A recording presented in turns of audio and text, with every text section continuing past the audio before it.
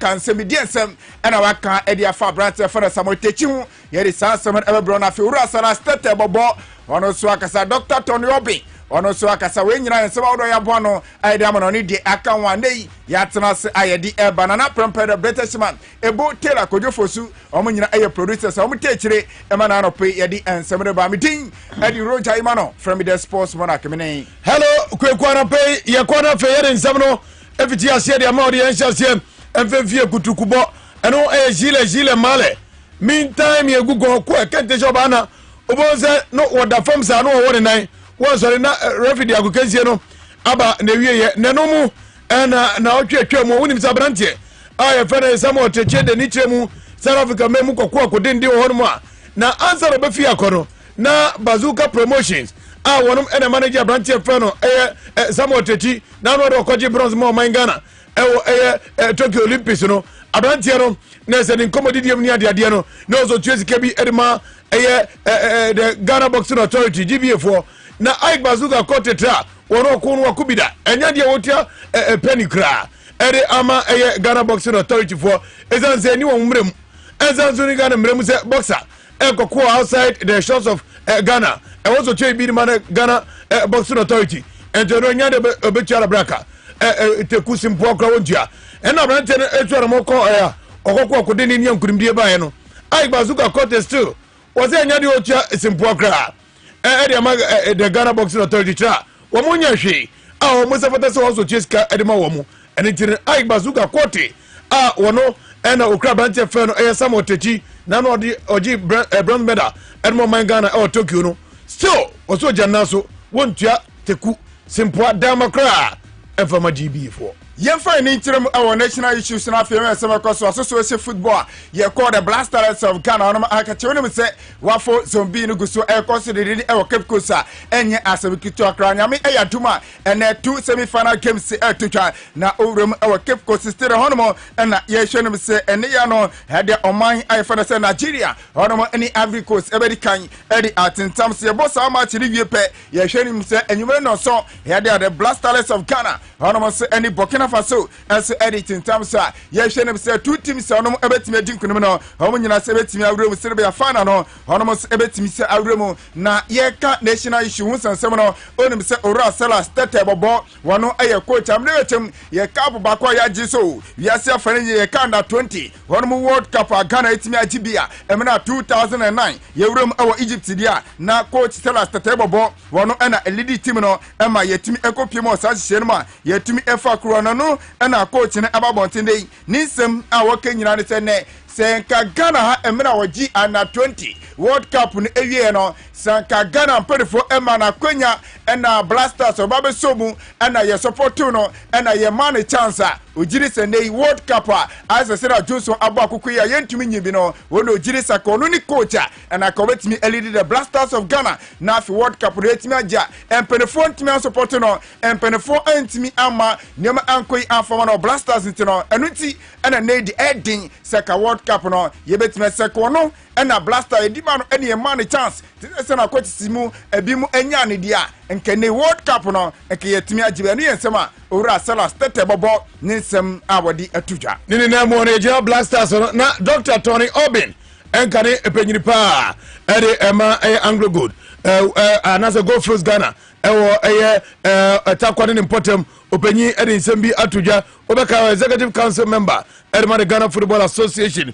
ena wodi kono no hote se otuado nei head coach ede ema senior national team the Blasters of Ghana no obetu paparefo se na sei as ene man sheda enkoyi won happy the game kakra won peja no homene so won ma mranche ntiase nei won na in charge na face no want to mranche no akwani edie kwa mbe fase na fe Blasters etimeja na so na wo mo no ama ne man so etimi akoyi ere ama oman Ghana na efutuoyi ena Dr. Tony Obi etrese si ebeko kata World Cup na se na fe yakodan emode mosunkodia wose coach Otuado edi nancy form na face no oma ne ede ewo ne bi hu se de be ya se de ya ne yesi aka ze ye mmere no ye betime peje hu so kakra na face ya dendenden pa ne edi na so nyankurimdie edi ama oma Ghana Dr. Tony Obi enkomo we ena wode ato coach Otuado ani me ba che wonu say season Europe ya bowe Ghana players Robert na we free ko a o ma matena clubs a o se bi mu extend contract e wo mo clubs bi etiefo ebeka Jordan Ayu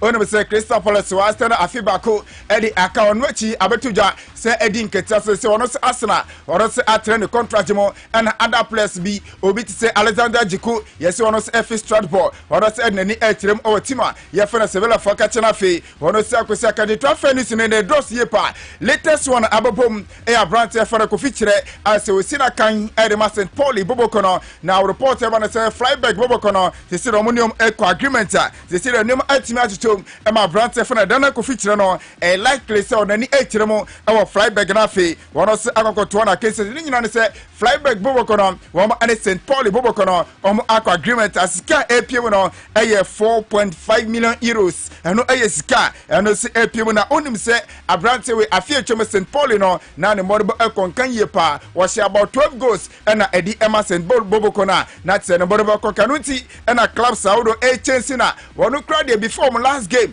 na wo dey to fly Bobokona nim say supporters so coaches so performance no or ye goodbye eto ni nyina ne say no ka say jiri se season no nya dey obetina St Paul as say dey wona ni HM Flyback na wakotoa na kensi so. All right, ayenko enim na feri nchemo club football Yeremo club ya Kumasi Asante Kotoko. William Kotoko na Ghana Premier League 2021-2022 season no eri esuwanse so na Zabre eni kaporo omudi ijwo mudimpa eni sikanso omode sise okromu a enye sika ketwa neno na Kwame Dankwa Greater Accra Circles Council no wonom chairman ena wodi tuja tesa Asante Kotoko supporters no womo ewoni suade hunu Sansafi Captain Champions League womo kokko Ghana na emu no also wotimi corner face no omukoko dende enso etimi magana ya franka na etimi ehim ewo ebima esase achepa se Ghana yebeko Cup Champions League amporo Confederation Cup ebeko akoya de eniti Asante Kotoko wonom supporters no woni ombedi komo na feso etimi aboa na wobetimi aboa na Asante Kotoko fi Cup Champions League womotimi ayade yentie na Kwame Dankwa abroad ni sametuja eduma aka ebitimi ayade akwa Africa nation enya de dafa memo bia na adane so we can go to Africa and make a meaningful impact in here proper planning and and I believe that when we're able to do that, then we can do well in Africa. Intimacy should come on board. And if Abu census, any idea, and penny for the amount for extra register, to your proper supporter, now register. Team now we need like a number. At the end, I'll see to me organizing on the mobilizing car near the database, near the time management, no more augmented squad. A good precision. Need to make Africa communicate. You're augmenting where there are certain areas I'm afraid say Shemukina, a bebwa, and players no Omo ya the improve, almost Yason Bessa up Omo game. And I think say the coach and Kasa admit here after a final game we no one can say standard no slow, and there are a lot of work to be done. And I think I share with him the same thing. Now it's me and young augmented squad and everything my boy and Brian. Right, where and 7 na Kwame Dankwa eri etu dwa na opanyinia wada Charger Limited ano see you Emmanuel Bokete ena wade etu Asante Kotoko Boboko nim se Africa ndi edi ombeko na mom wo hwe mukutupa wo hwe mudimpa wo mko a wo de game bia Asante Kotoko be wini no $1,000 wo de bemba wo mo yenti wono so motivate Asante Kotoko team no ahead of African campaign. I'm going for Africa and I believe that we'll have the African trophy on the Ghanaian soil. As a team, the players, we want to assure you that we would, in our own small way, support you. I want to make a personal pledge to the players. Each win in Africa, I'll give the team, the players, $1,000. The one who will score for him or her for that person to be selfish. But football is a team player. Few days ago, the patron of the club said, "A Nipa 11 and a signing is there."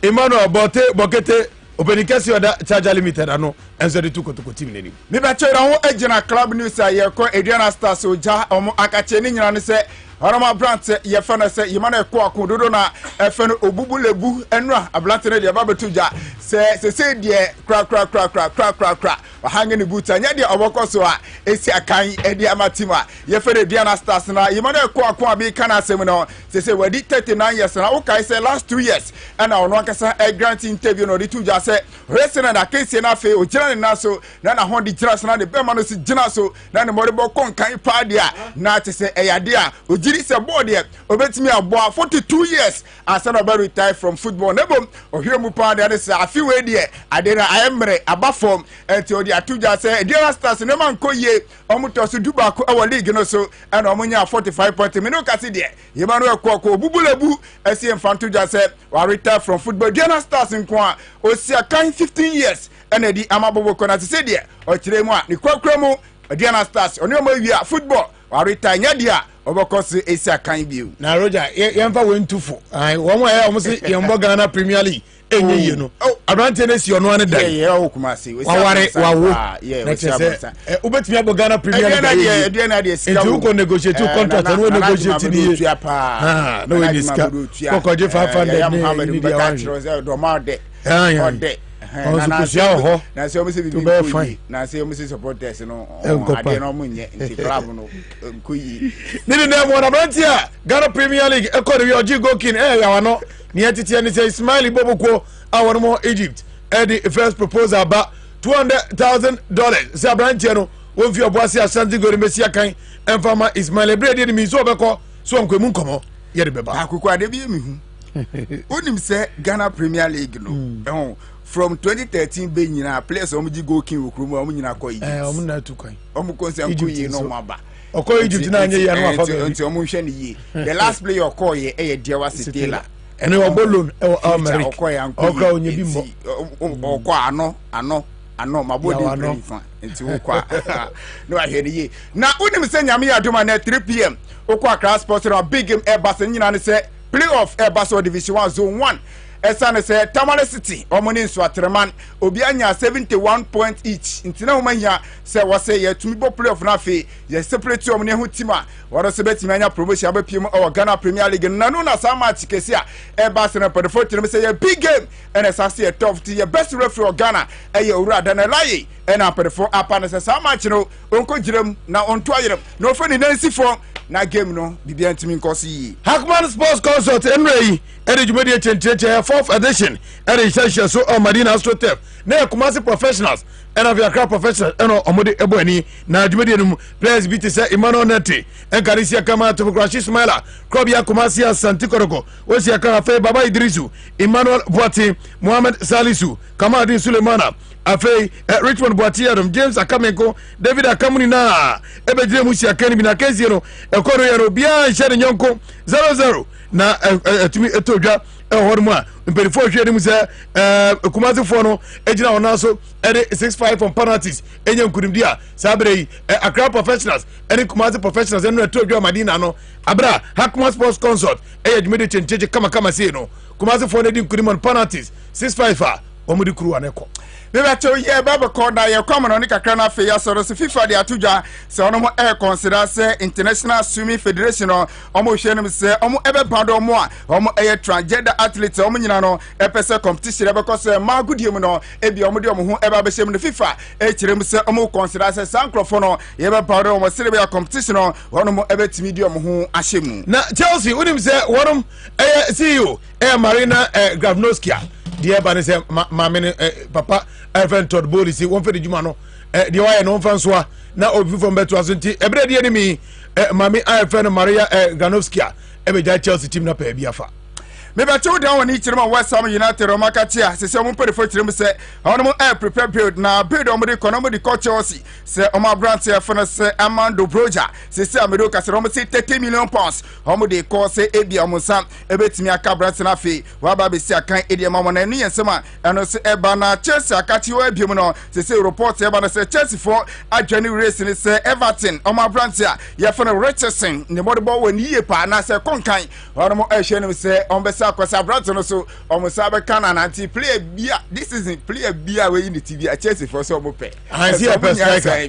Lukaku be ko ni striker dia e be ko Newcastle forces ka be fie sika de sabre abrantie a wosia kan Edma Bobu ko fer Borussia Dortmund ni nuane Eden Hazard e fe no Torgan Hazard omo de 50 million euros e ko fa ne fi Borussia Dortmund no be sia kan Ede Newcastle United ye di besi ni akọ na amrepeme ba Manchester nyansan bi na team ni yadi kan ahyehyɛ wɔ dem da nyansan bi no na wo kan ye no ya team no wo kan ye no amrepeme me wa me munsan bi na mo kan ye de ye na se ya ye wa me munsan bi o ye nkom last season ko ya fi so mo chance sa sikani nkom mi sa se we wa me na esika fo no enkomo we ye trust you we ye di wache ni edi san komo we ya na de be na wache no kura so ate o ye rade wache no so ate there is auto 20 ans I be see what you say eti wache no ne de be foundation na nwumre ya de ya dasa 100 me da say Roger Emmanuel na fenso hello kwaku obi dia gudie mu nsam na abre wo Dwabo Ase our power 97.9 and a face of TV XYZ and then you don't do Zanzan and quiet before so abono no as no co it is a show with him down then and better make us I am doing so coming at Debia on the Debia or Tata buying the Debia on the Obibika and some so I am making so I am only watching Debia because Mamma Nutria says no Crena no Bene Quianibia Befia or some assembly member. Also assemblyman ni women no wo ase ho no se bia bibia si wo krom wane adimirika assemblyman it in some do muti bi pa it wo no se de o si hunu ne ekoso ne o te wona som wo ba be yimu nsam e de a kire ye be di nkomo national cathedral nsam ne ye de betum covid-19 footwe yi hu sika hu nsam a ye wo so ye bebu hu akonta finance minister wodi ateta woni parliament edi ntitentete no ye be di hu nkomo no pay but answer na no Franco Trading Enterprise make am for mama iPhone papa na wo pa ato no obenya bia firi wo Samsung papa no ho na obenya bia to Nokia papa no e wo Franco Trading Enterprise Obinfo TV and Bafo TV ya bay I would be in the nkomo yi a free 32 inches equals 55 inches I'm referring to smart TV obenya bia to Franco Trading Enterprise tabletop fridges ni bi wo ho Franco air conditioners bonframa nyunyunu ama wo dem ay kama every 1.5 horsepower equals 2.5 horsepower obenya bi wo Franco Trading Enterprise get the wom kran se kwa ba for tinta video no so now Franco Trading app now wo download pe ubetiba didwa ho na fe wo no ma na hodo no mo wo no infonyini nyina wo behwe no apeke no atusu na fe wa fro mo no watiba tobi for Franco Trading Enterprise 0246 422 338 and 055593931 05559393111 Franco Trading Enterprise. Yes, it's still phone papa perfect.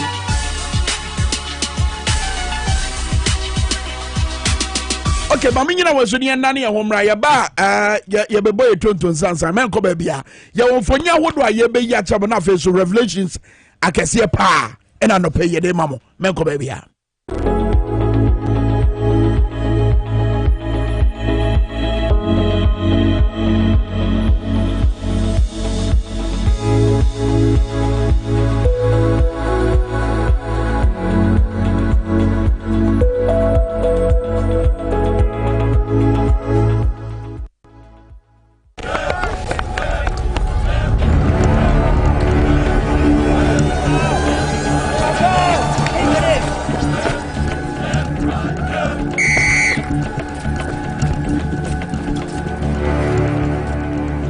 We are one man short. Should we invite him?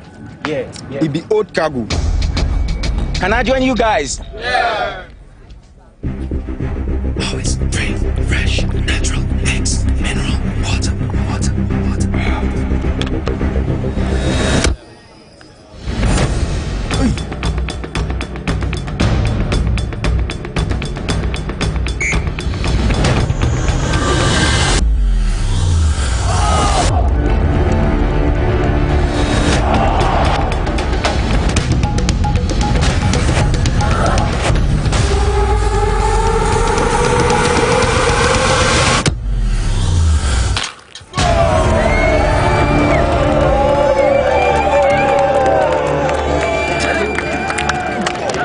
still got it. Always keep hydrated naturally. That's my secret. Manufactured with the primary aim of preserving nature's finest minerals necessary for a healthy mind and body. X Natural Mineral Water. Simply natural.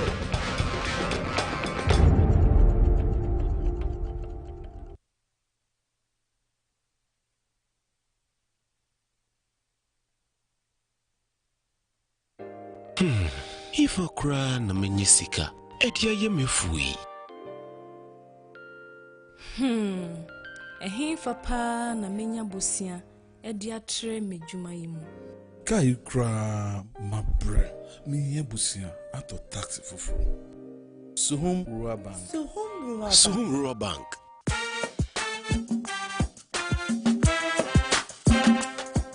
Yemamu akwa baba Suhum Rural Bank. Ye won hyehyɛ ahodoɔ bi te sɛ dwadifo abosia, ekuokuo bosia, susu account, and it also wɔ hɔ savings account, me bada chain savings account, and the keka ho. Suhum Rural Bank was 03422919896. Na won so what to me aka sɛ.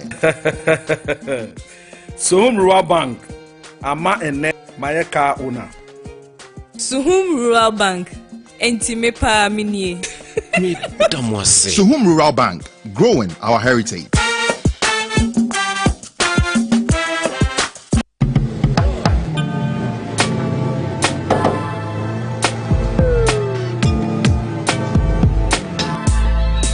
Welcome to Auto Check Vehicle Diagnostic and Licensing Center. I hear my car can be checked here without going to so many hour crack. Sure.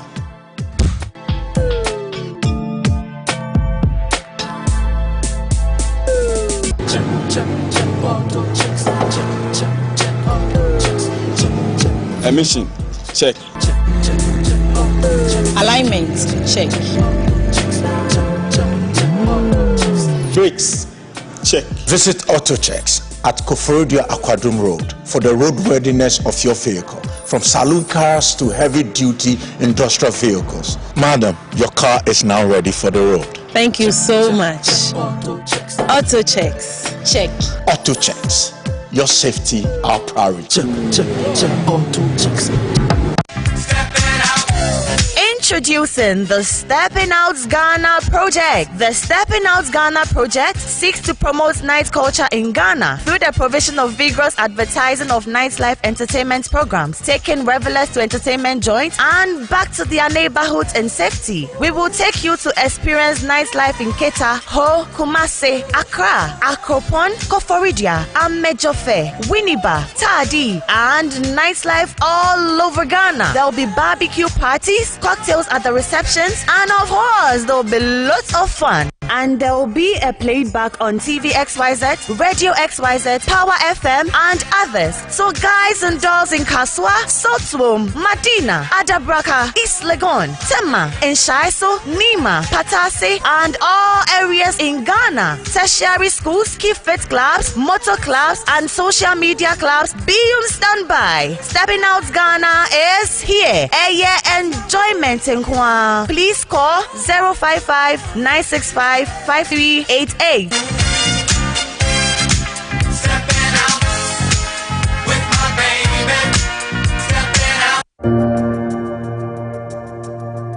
Welcome to the Royal Dazzle Event Center.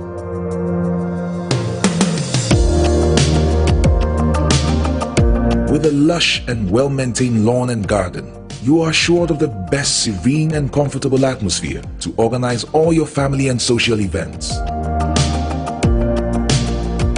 Live the royal moments here with friends and family. The hosting capacity of 600 to 800 people makes Royal Dazzle the most versatile of places to host weddings, parties, funerals, conferences, concerts, and many more. Create your memories with us. Call us for inquiries on 055-814-8585 or 024-620-2144, or pass by and speak to any of our friendly staff. Locate us at Maijon, close to Zoom Lion headquarters. Royal Dazzle Event Center, creating memories.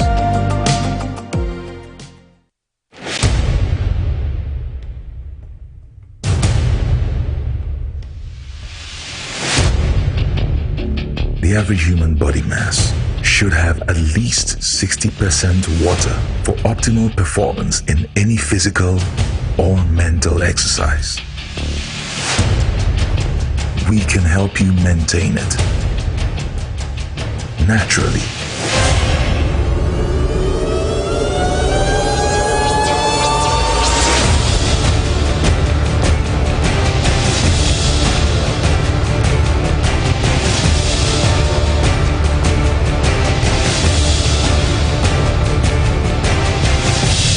X Natural Mineral Water.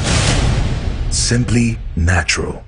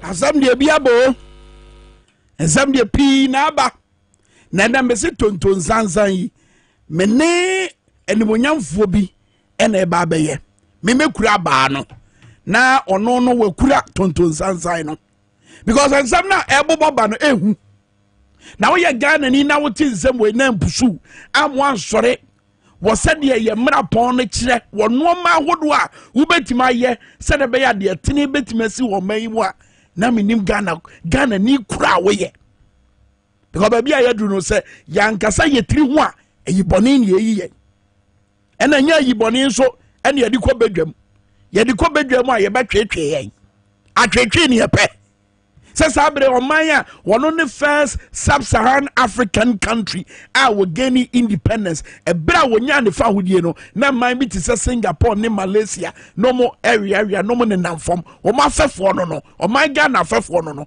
ɛna hwɛ baabi a Singapore wɔ ɛna hwɛ baabi a Malaysia wɔ Ghana nya ne independence ansa na Egypt enya ne independence Peter fa Egypt mfo nyine to so ne nhwɛ adeɛ bi sisi yɛ kɔ Egypt ne kɔ hwɛ adeɛ infrastructure expansion a ekwaso sabre adaya kese adaya tintina yesie asupiti ahodo ayeye keteke kwan a ye bo ato ho stadium baby a ye bedi agro ene ne ho kro no ba wo mugusu o mo ye eno ne o mahi ade sabre a ye kase Egypt ye maya amama aye amanfo sore ye ema o mo homene so eka se abaya wo ho sabre no mo mpe womu jina mountain so ye for weeks for months yehunu dia kwa so enehwe infrastructure expansion and only the focus of the government of Egypt.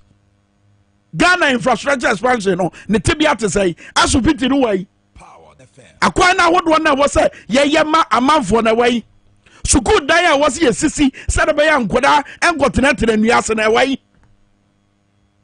ene the only infrastructure expansion a da bina koma so a ye na hia de a National Cathedral.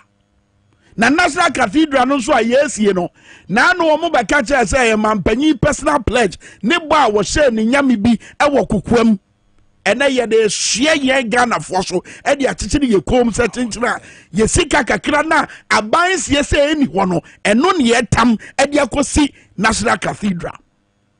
Owura Nantongma Yakubu eye kuyani was also the assembly member ewo Setikrom electoral area eja somji tonton sansan ye ba baburum na bura ye ba baburum ye baburum wani bere kwaso mesel fa me Kolebu teaching hospital ebre nsuo to na enyunu no fasamfo nyine to so wa bra Owura Nantongma kasa na mesel Nantongma wo electoral area hono sa amanfo ne wo kasa because assembly members yet aba mo ho bibia besi wo Ghana bia yeta ba mo ho so mo ne mo kasa efa ho kire ye wo man yi mu efa eye baby aban de nani hwe eye na nsem ban no mo ta ka kire mo open kese mefa akonya we so na mada waso sun kokura na mefa akonya we so na mesanchia eye honorable Kupuku asunafo South MP na afei honorable Collins Dauda we ye Kolebu Teaching Hospital so na to anyunu afa hodon ko bitio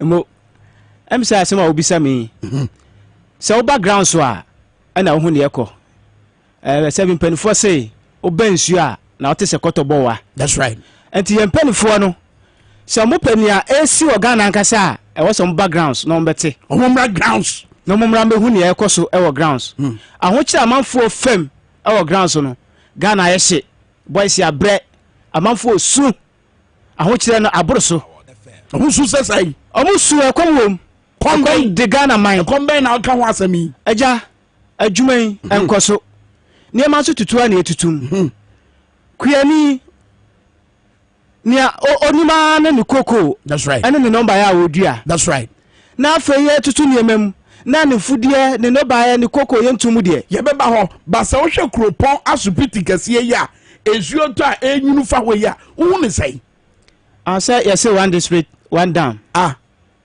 one village one dam ayedai say ebi na me say yehu e wo Kolebu eyo nwanwa omo chefa no most asupiti say na mo wo sechikrom uni bibi kasa kire me eya ye mampanyi dada jo mahama penso ana onam honorable Kupuku so am ye see chit center bi wo waje krom eya chip compounds no ye wie ye sie wie aka flames a ye de be sha no ani paint ye be ye aban ni firi so no aka wurem e da so sensen ho obi anko ho ko ye hwe ene ne project a o ubisa health a metumi aka fa to bi pa yare sa okon ye frɛ ba bi sɛ nakete ɛwai ene so ɛyɛ within sa constituency na mu ne mo mu twe o yare na sɛ de okɔ ha otira nye yi a sɛ yade na no de obeduru ho na de besi asi okay na wabra we nyina ekoso no hwade bi o ye frɛ bibi National Cathedral mesra so ate ho asɛm bebre sɛ ye besi asɔre dan kɛseɛ wɔ man Ghana na ne ye bobi a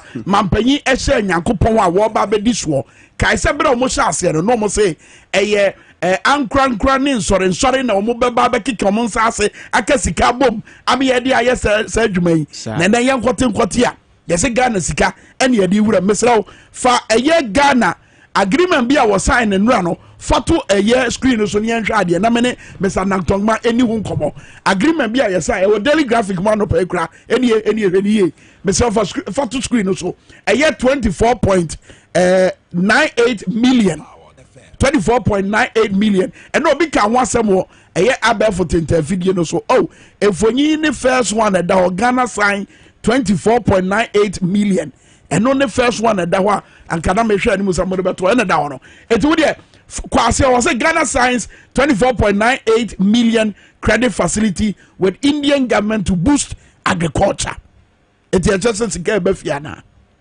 Sikano better na betu ya the 25 million akosha National Cathedral kasayeti na medase na ya shasi ya National Cathedral hwe kwan a aban no fa so na opese odi sa dwumadie no a ochire Ghana fo mu nyina se eyo ono an bosha wahye Ghana wahye Nyankopon se nyame ya adom na elections no wini a ade a wode be da Nyankopon ase no no eni ti se o hye no so a o kate sodo no na onyenko so an se mampanyini na eno so di adanse pefe se eyo ono na de a o ya Ghana fo ye humem se bimpanifo se emum so da yanke woni tirim oti ase onu Nyankopon ebɔhye ene wahye no me kai bible mu ne pa bi ne friend Jefta no okɔ akon ena ɔhye Nyankopon bɔ se otimi kɔ akon ko di nkunim ba na body a home wonu mu ena ɔde bɛda Nyankopon ase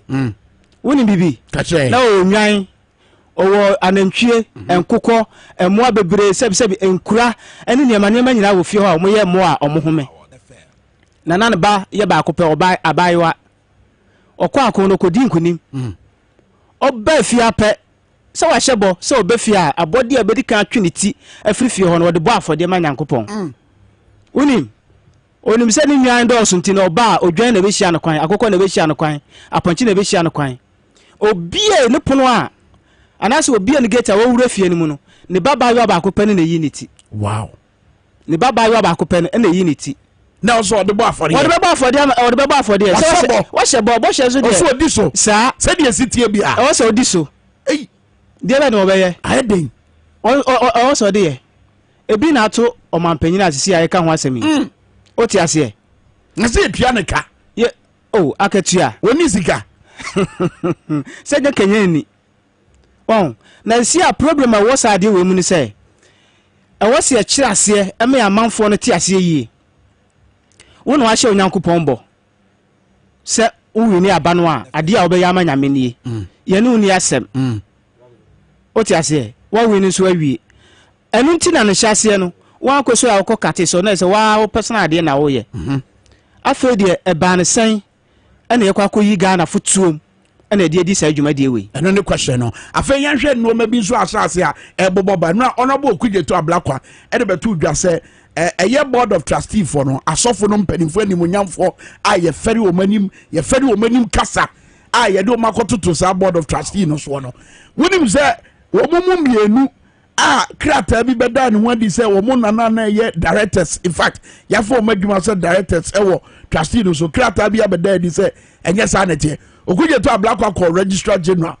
ɛna sɛ abɛda adi sɛ ɛyɛ Bishop Dag Heward Mills ɛna Professor Cephas Omenyo omunim krampo in fact yakasa directors a oboda board of trustees no so a womun kan ho bi yɛdidi foforo bi ɛna akɔhyehyɛ mu ebi mu se yɛde nkontompo ɛna ayɛ fapem a yɛde si saa asɔre dan ɛno ne nso aso yɛde oh ɔpanyi kɛseɛ ɛm sɛ asɛm a wokan ɛyɛ ne kuroturo do na madeɛ baako nso a na mesuro no sɛ wohwɛ asɔfoɔ mpanimfoɔ wɔ man mu a saa asɛm wei na wɔ sɛ wɔn di kan sɔre ɛkasa ho sɛbi yɛ sɛ mpanimfoɔ ne kan sɛ wiewere wa na te anadwoboa kasa adeɛ wei no a yɛka no asɔfofoɔ no mmom na wɔ sɛ nkɔmɔ te aseɛ kɛseɛ koraa kyɛn yɛ ne a yɛbɔ ho dawuro yi enti ɔmanpanyin no afa kwan bi so yɛ a wɔde saa yɛ asɔfoɔ no a akuku damamoɔ Ghana ha ɔmo anim onyam no ɔmo nso ansɔre anyina ɔmo anamɔ nso yɛ a ɔmo anim onyam no nyina ɛbaa bɛpepa adeɛ no a yɛyɛ no ɛwɔ mu sɛ nyame dan ne ɛbaa bɛsie na mmom no yɛnhwɛ mu yie nti wohwɛ a ɛno mu bi ɛna asɔfoɔ mpanimfoɔ no bi ho a ebi koraa hyɛ aseɛ ɛtwe ɔmo ho afiri saa dwumadie wei mu nti yɛwura ɔkugye to ablakwa waka ne saa ɛmisɛ ne kwan so ano ɛne adansedie a ɔde abɛbata ho no ɛtidie no mbɛtumi ayɛkae sɛ asɔfo no mpanimfoɔ no bi aso abakas 2013 yɛnkae Dag Heward Mills ne nsɛm bi ɔkae 2013 wɔka kyerɛ John Mahama mampanyi saa berɛ no sɛ yɛhia nyansa no yɛhia ɛde kyekyerɛ ɔman Mahama needs wisdom Bishop Heward Mills and afei so say all things you promise us you will do them now Dag Heward Mills and a catcher a John Mahama Sabre somewhere in 2013 2014 ye ko to aba Sabre no na Ghana for here de any national cathedral na so bi bisa sa na odi bisa aye go fa menim say yemfa yefunpan sha ban akom de wa obetimi asom nyame dabi o enye chiriwia na wo ya enye fasting na wo ya ye de kom som nyame akom de wa manfo no bere na ye praise and worship ekom ede wa manfo no ade na yankopon kan wo se ekom de me no wa ma maduane ani me dade gya na wa mfra me ntoma de fiase wa mehwem o kan ni nyina wie de na abrant obisa wo se na wo de me hu da ben ekom de wa ma maduane de na o kan wanya ma onua no na wanya ma me wanya ma Ghana fo na nya wadun se yankopon na wo ya ma no wunye uitimi ye ma ye ne a utimi ye didi men utimi ye dwuma ye yie ene ye bia petrol bo nenam Accra ha na me wo as far back 2012 woni me ba bia na me didi no na me sim ko didi wo ho na me pe fufuo kakra me ko awunim kosua ene si fufuo no na me se me ko na ma me no won so ni me ohun no se ya branch me hu wa che wo ko share na me so me ko share me kuro kakra fe no ma ba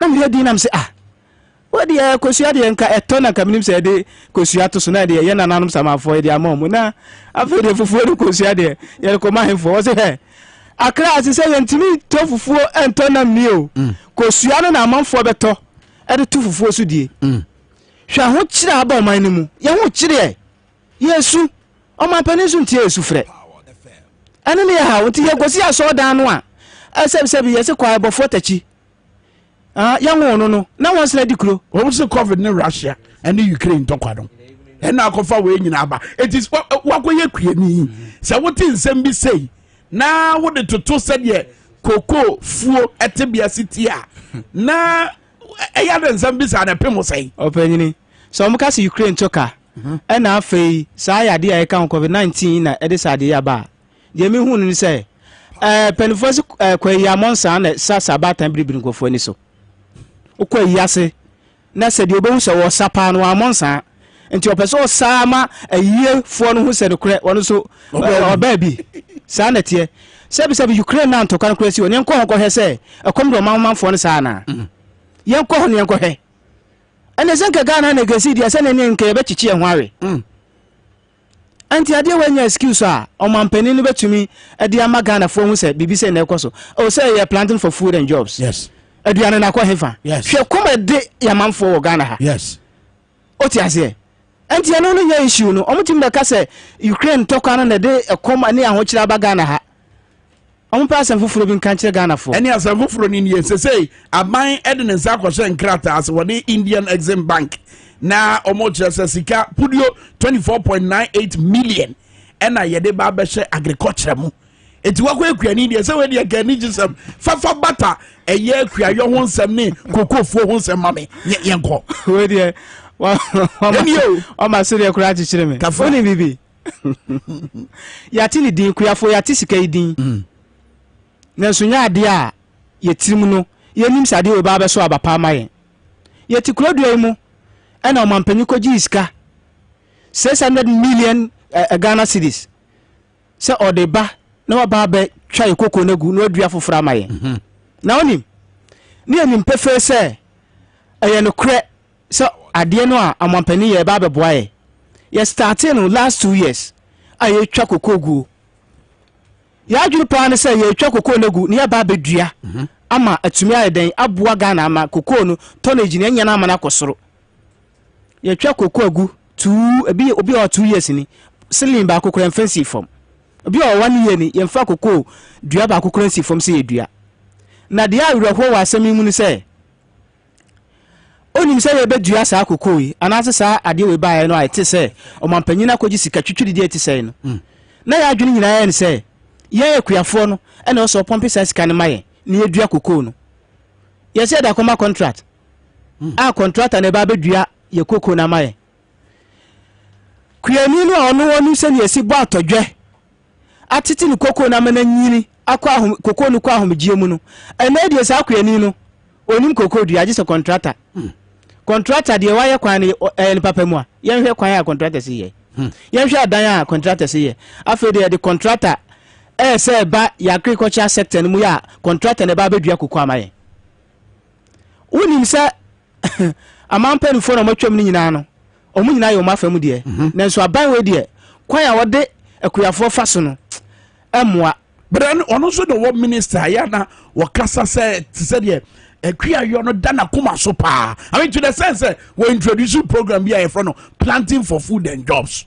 meba hɔ na maame mmɔ kokoo no deɛ nansa ɛhɔ hia wonim bibi saa kokoo no a yɛka sɛ yɛtwa gu ne ayɛ no mampanyin dada Mahama wonim adeɛ a wɔyɛyɛ obɛdua bi papa obɛdua adeɛ yi obɛdua kokoo no bi papa okay ɛna ɔyɛ sɛ kokoo kuafoɔ mani kum ho mu kokoo na ɛbɛtum yɛhwɛ sika wɔde tum nso yɛse daabi saa tam na MPP opposition ɛwɔ sɛ 2 man kɔ 10 million ɛwɔ sɛ kɔ 15 million aba na anya adeɛ yɛnim sɛ nka wɔn bɛyi deɛ dua nyina kɔ bɛso aba papa bi ama yɛnya bi adi so atentehuo ɔmba mu ntu mu bonus ana aban de ma ne nyina aka yɛsa sɛ yɛbɛtwa kokoo agu adua ama yɛn His Excellency former president John Mahama ɔma yɛ friend saying fertilizer sɛ yɛmfa ngu kokoo no ase free uncountable free no atwerɛ ɛho not for sale aban wei baeɛ no pepa not no firi hɔ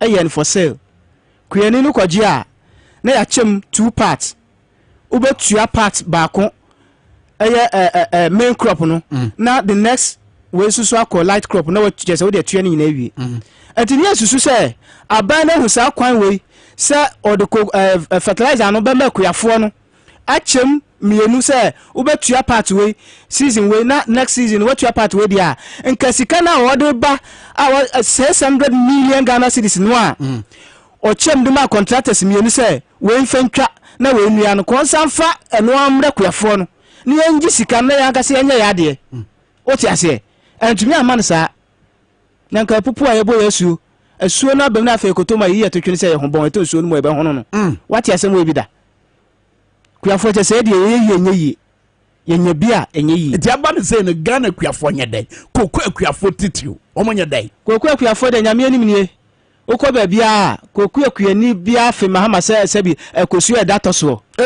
anya asem ketwa ya jeni ma John John Dramani mahama be ye fertilizer uncountable free chemicals nhwe de ekoso koko se na ni esinya no ene enya no sabium Russia and Ukraine to kwentira amu na betwitwa koko no guye fertilizer asem na make fertilizer asem se enya afi we oti ase some second term ni so enti niema ekoso ewo ya agric sector sa sika we obodin ya tini din na mum implications no ebe nsmp another excuse ne say banks no fail say omo be ma akuafo eye besia it is say agreed minister say aban e de mra bi ba ebe ba be hye banks no say de be ya omo de besia be ma eye akuafo ebe boa aja ya ti abre ya ti ayeden abre sa ade asemu ya waka no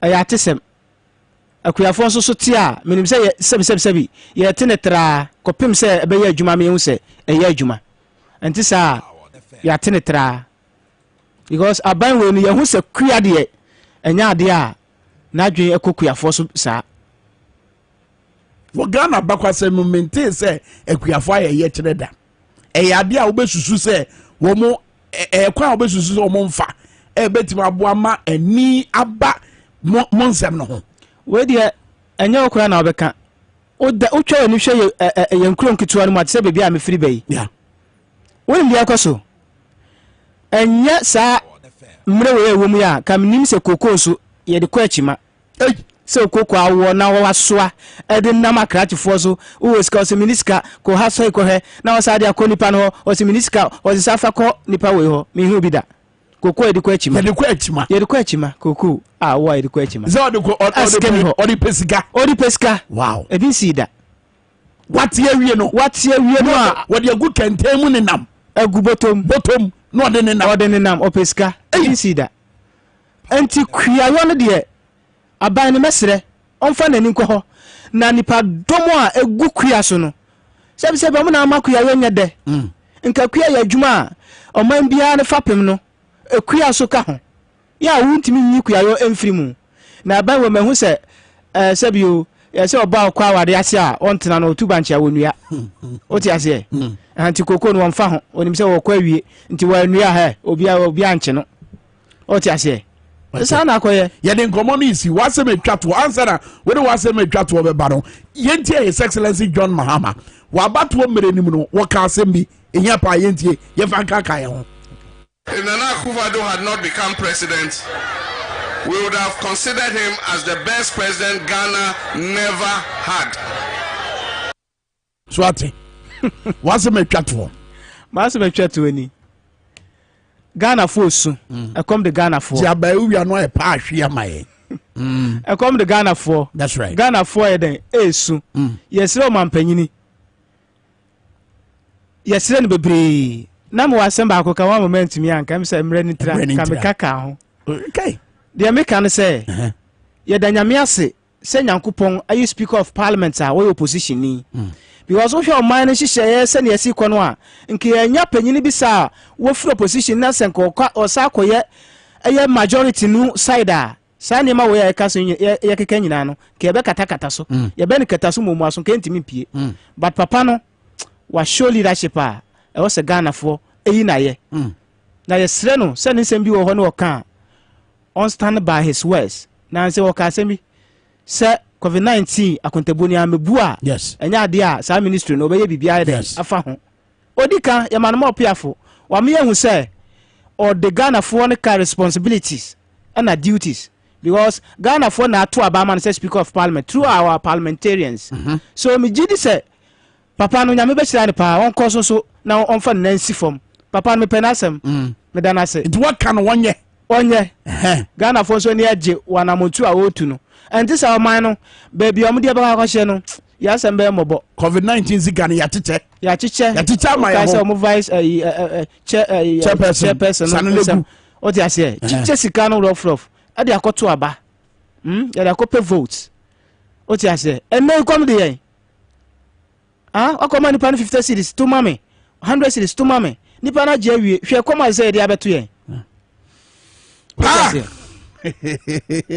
ene dawso mame kra mama fo kakra me fa kwanya we suna ma chia me constituency executives ewo asunafo south chama isa ne mpanifo ena afa military area honom me wo me chama ba ko o ye chama idrisu na afa ono wa anwa so sechikrum ye chama ye boa ena weje krum ye chama amono me chiache obi bia da obi bia ase ena adwuma wura anso so no me da na ase se menya akwanya we na mabo wura minim se ebrepem ne besan ye amadi kura me twen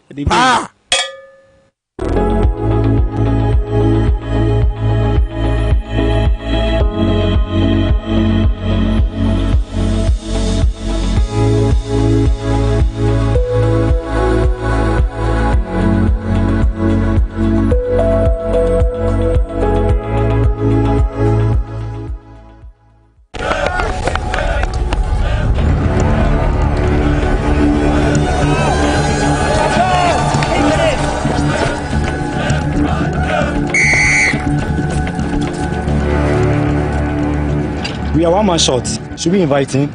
Yeah. It be old cargo. Can I join you guys? Yeah. Always brave, fresh, natural, eggs, mineral, water.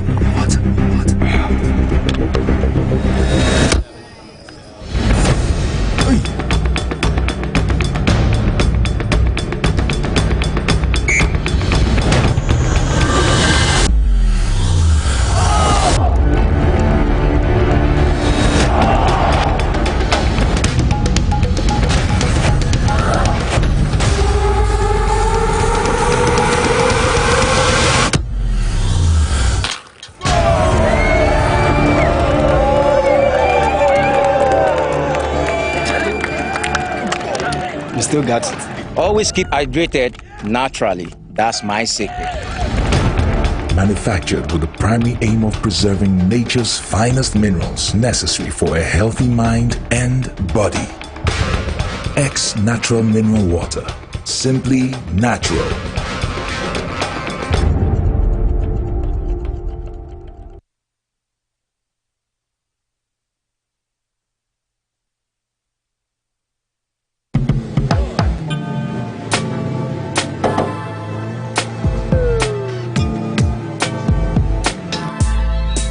Welcome to AutoCheck Vehicle Diagnostic and Licensing Center.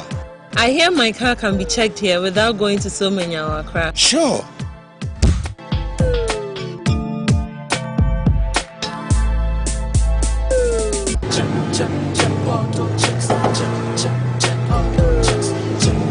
Emission, check. Alignment, check. Brakes, check. Visit AutoChecks at Koforodia Aquadrum Road for the roadworthiness of your vehicle, from saloon cars to heavy-duty industrial vehicles. Madam, your car is now ready for the road. Thank you so much. AutoChecks, check. AutoChecks, your safety, our priority. AutoChecks. Welcome to the Royal Dazzle Event Center.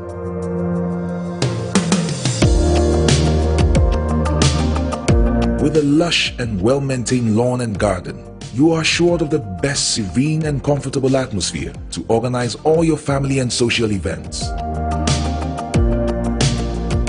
Live the royal moments here with friends and family. The hosting capacity of 600 to 800 people makes Royal Dazzle the most versatile of places to host weddings, parties, funerals, conferences, concerts, and many more. Create your memories with us. Call us for inquiries on 055-814-8585 or 024-620-2144, or pass by and speak to any of our friendly staff. Locate us at Myjohn, close to Zoom Lion headquarters. Royal Dazzle Event Center, creating memories.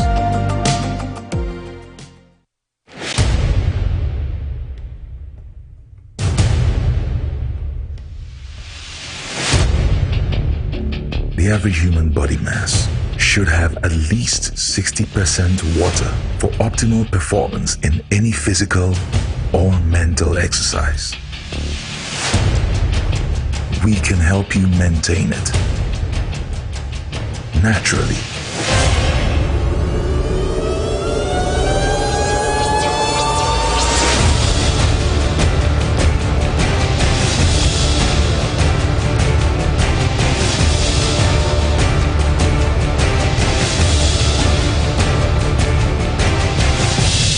X Natural Mineral Water. Simply natural.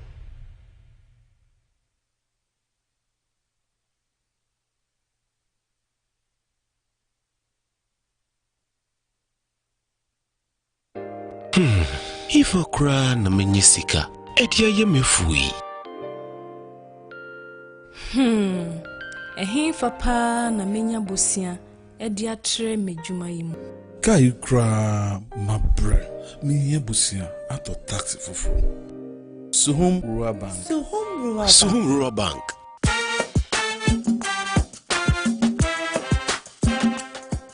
Yema kwa baba Suhum Rural Bank. Ye won hye ahodo bi te se dwadifo abosia, ekokro bosia, susu account.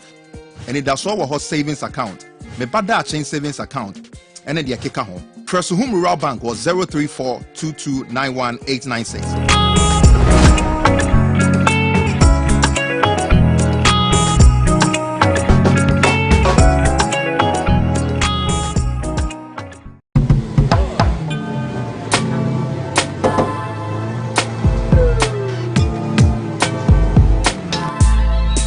Welcome to Auto Check Vehicle Diagnostic and Licensing Center. I hear my car can be checked here without going to so many hours. Sure.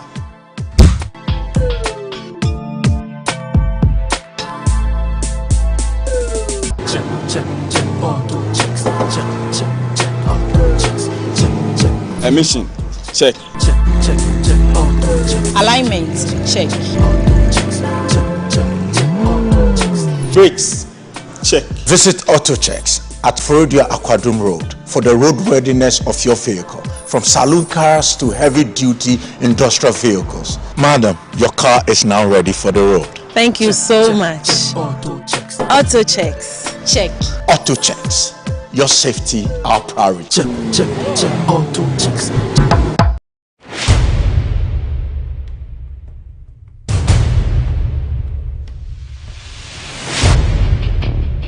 The average human body mass should have at least 60% water for optimal performance in any physical or mental exercise. We can help you maintain it naturally.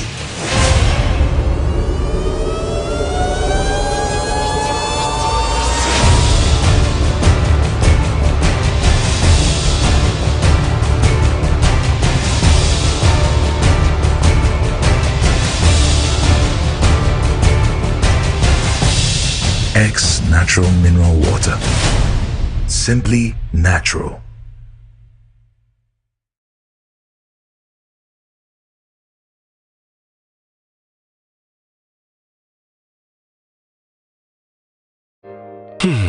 If I cry na menyisika, edia ye mefui. Ehin fa na menya bosia, edia tre medjuma yimu. Kai kra mabre mi yebusia ato taxi fufu. Suhum Rural Bank. Suhum Rural Bank.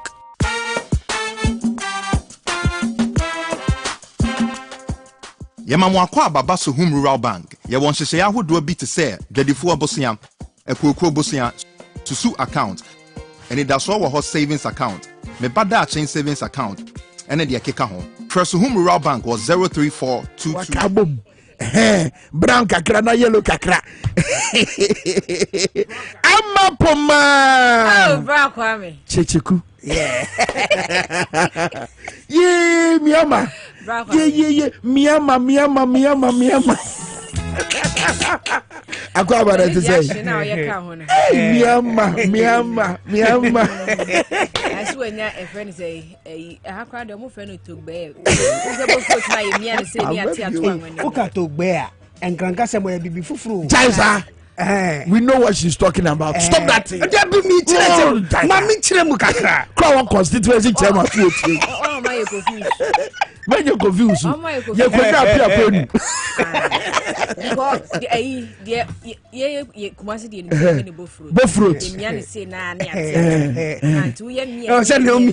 Nigeria for friend of puff.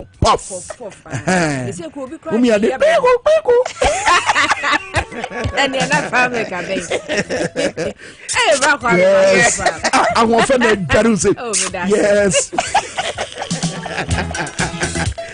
But my birthday wishes are hold on my and some basic quick one. Lydia double message on the buy and I'll say today is one of my dearest daughters' birthday. Nidine bless Awumi of Church of Christ branch. Bless Awumi. Maybe I will be a Lydia double say happy birthday and come out. Yamisha no peja no your kesie. We will be also celebrating the birthday. Why not? Feel free for the message in the bra.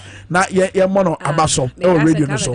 Yen wish you more. Yen wish you ya no. Intimate me I wish you. And ye wish you yen kwai. And a happy birthday in comma equia sunto. Equia de sunto. Wow. I owo Accra FM. Wow. And then I would. Equia de sunto.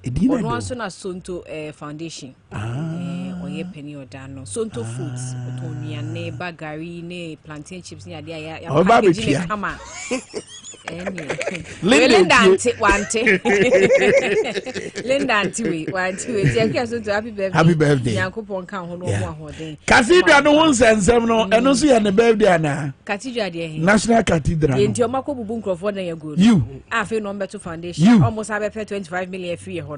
E dia kan de o margin ho. Almost justify aja. Almost akobo bosia asambe. Esade abeye. You. Afi de o mo se ho ya tourist site. You. And no wasem na wo kan see. And I will be say again. And the birthday ana. One day said the birthday. Ave. Rock am ye. Oni akrada ku de mama na kwa dada ntie. Me ne na asem de. Kro de be kan wasa. Rock am. Na wo bonyumbe. Yes. Wo si ma menwene me hu. Yes, menwene. E de na to aso. Mami amai. Mami nwene me wa. Esa so de me fi. Mami nwene me hu. Akrani. Se me hwa ma ba moi ahia me yade amewu eni ebusia pa dia eni ebewu brother you tell me say me anwene ya hu ni yeah government says more there jobs coming more there more jobs coming and the jombo du ka say by bebusu amagana for chese be kwa kofa nkrofo fi Togo ni Dubai amoma be ye no enu anyama good question government so the fofroba and the crata or the say the business analyst government says more jobs coming. Unim the entire launch national unemployment insurance for workers affected by COVID-19. And also need ye. Obatampa care hwan no adebio mo kwa budget no. Yes, ye ne ba kuni. Oh, okay. Enti ye ba ba ekwepi nipa verse 15,000. COVID-19 affected wo madwuma e wo Ghana ha. Na so COVID-19 aye niema o. Boy ye. Enti ye de hu adwuma eba. O ma COVID how. Enti kwa ba so ne be select o mo. Kwa ba so no betima identify o mo. Eno ni asem no. Because ye mu bebre wo ha directly indirectly COVID-19 affected adwuma o. Of course. Ye nyina ya ka ho bia na se Accra group of companies wo mo kwa na omo affected that's one engineering services enti ye frɛ omo ne bia ya ma wo mo adwuma na asese te bra kwa me no so ye question kesi ano pekrata yi ebo mo amane nchemu ha wo se enra na omo pa hontoma na wo mo pa hontoma ne yewura kenofo ya ta ye hwehwe na parliament yi wo de to dwa kye se saa hye ye beboa papa ama wo mo a wo mo ho kan no wo masan agina wo mo na so enti eho asem bi eno no ya krata dia ba na expert bi nso so de ato dwa se omanyi ye transport system na sie improve na si ye hyem kena ebeboa ma aduane ho asem ye se akwa atwe no etumi efiro sa problems na efiro na no ye se food aduane a short ya minister se enye no kre na so no okay so no anka so we ka se body edro ye 3 cities nti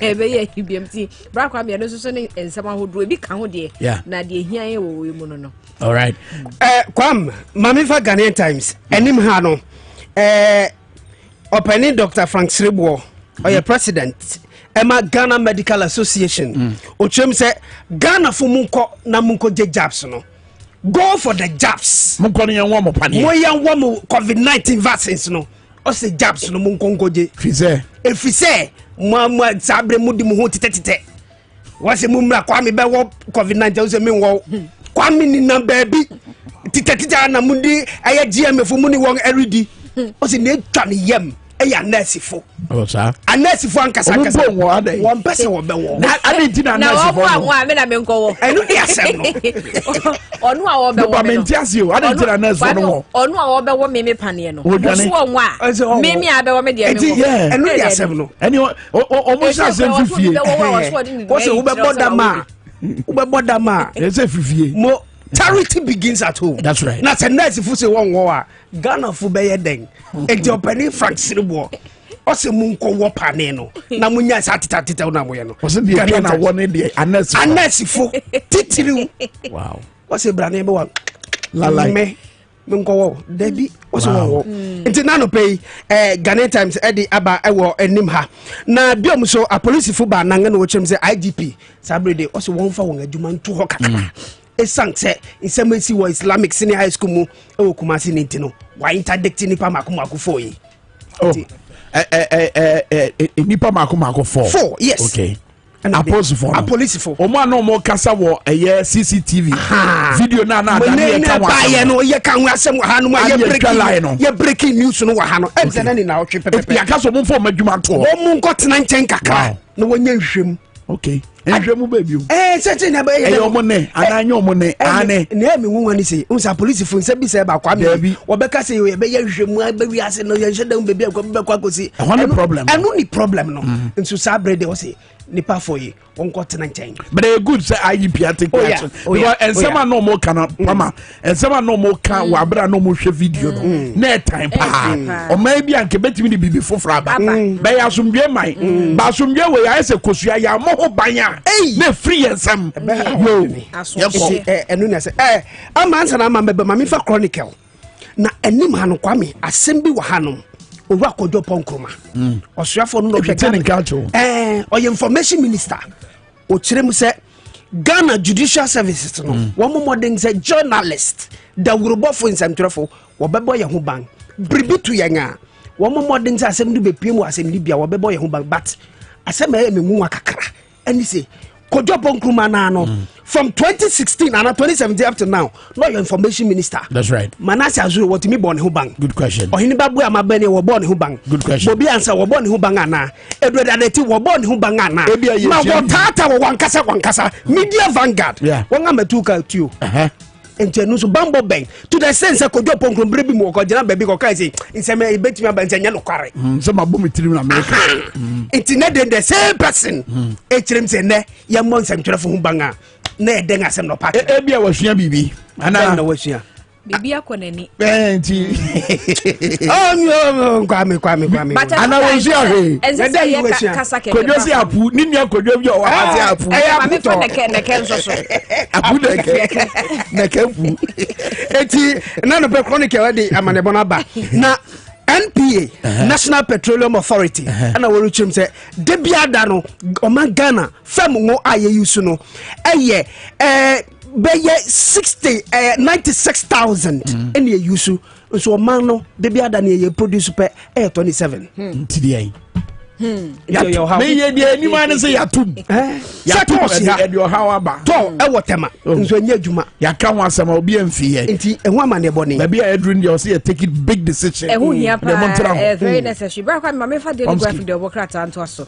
truth and accuracy every day na krata ye nim en watwa minister ya adwuma no okoya no masinachi okoya adwuma na ne wuso wo ye pa ba okoya no masinachi operation clean your frontage eso ene kware frontage o aye greater grand regional minister asaye masetam minim da foforo besa koye biem na we de wo ka ya che encroaches a o se CSIR fonsase ena akrofobia kwotena sase ne so na safo na yo madwun so wo muntu wo mo 48 hours per don hwere aduana na sase na aban asase any abansa say dey ye obi chipa o ni enkrofo amafo agigi o ebi wa ba mu abansa say enkrofo te so no nyasam ketwa abansa say so aye agigi e fa no ma forever in perpetuity nyasam ketwa forever for mo e won sase wo kroma na nyasam ketwa okay say forever e beka o forever and ever na asa safo no o makotena tena sansase ne so no wo mo don hwere aduanan wotwepe 48 ekura de do so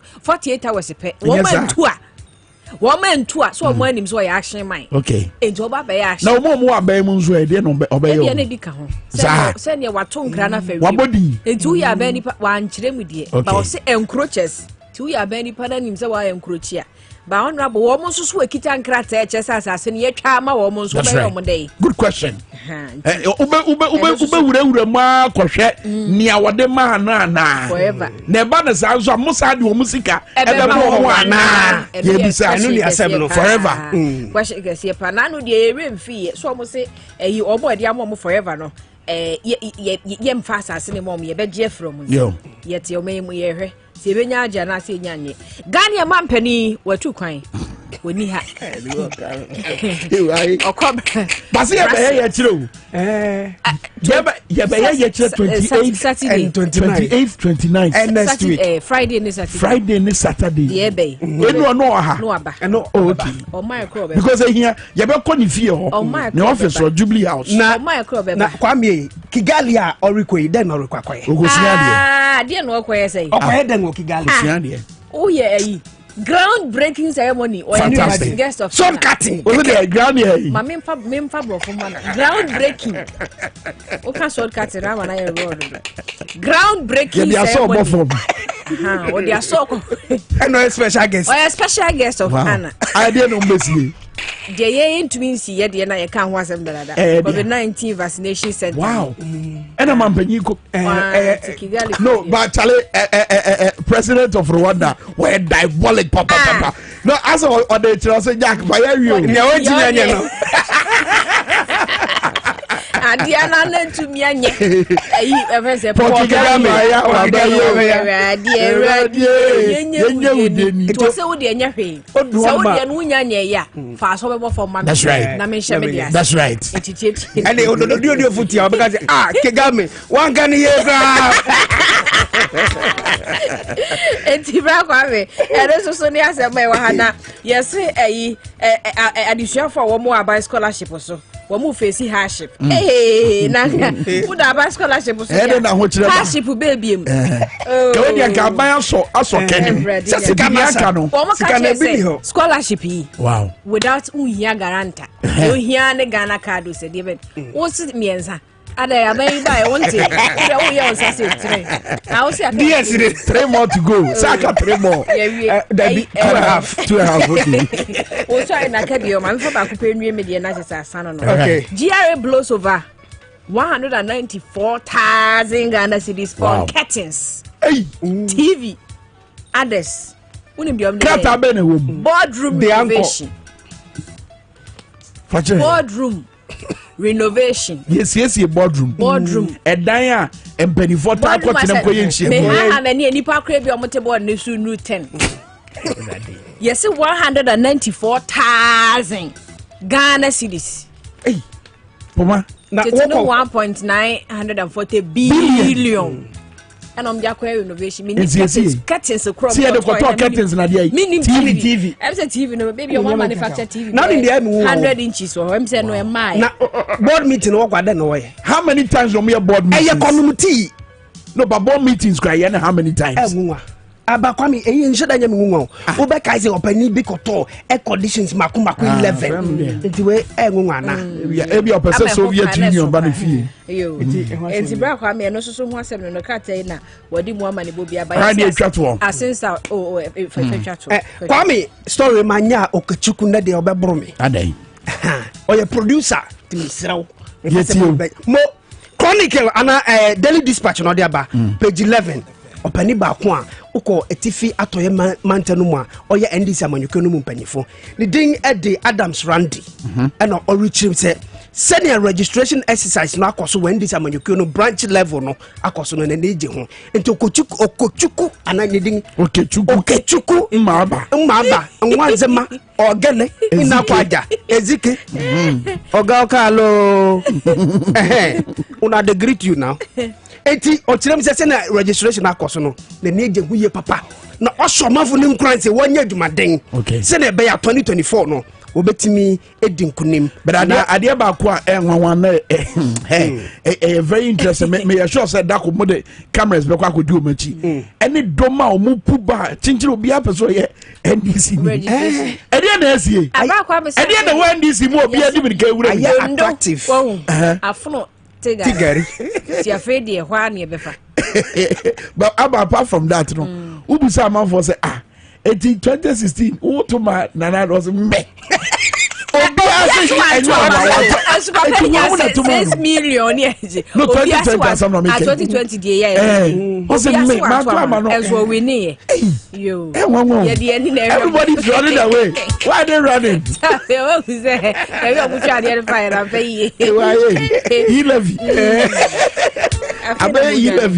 abe national cathedral abe COVID-19 imagine so me mu ho akonta nana so ochino obeko finance minister okay so ochina de obeko parliament onu hoda se ne ka na say am empetwe ma na no de fast and no panyi bi kasa wo inside politics alaji edina escape me kaka alaji sani o ka se mo say sabre ni dura obi entimi nje no na na do danko akufo ado entimi nje kero foriata because ono eno man no mra no hye no ene yes baby mra no hye no ena oni o mbe face eti wo gira mra hye bedwafie na ye busa na mfifire tew so ase ko pem so mbenya se si aye obokoboko na uma eti sabra na eba eno na alaji kasa na me ye ochina mane ma so ochina mane ma eni e besi yes ese wa o ma o deputy for so amomo ese say okay o mo akra mo so mo nya deputy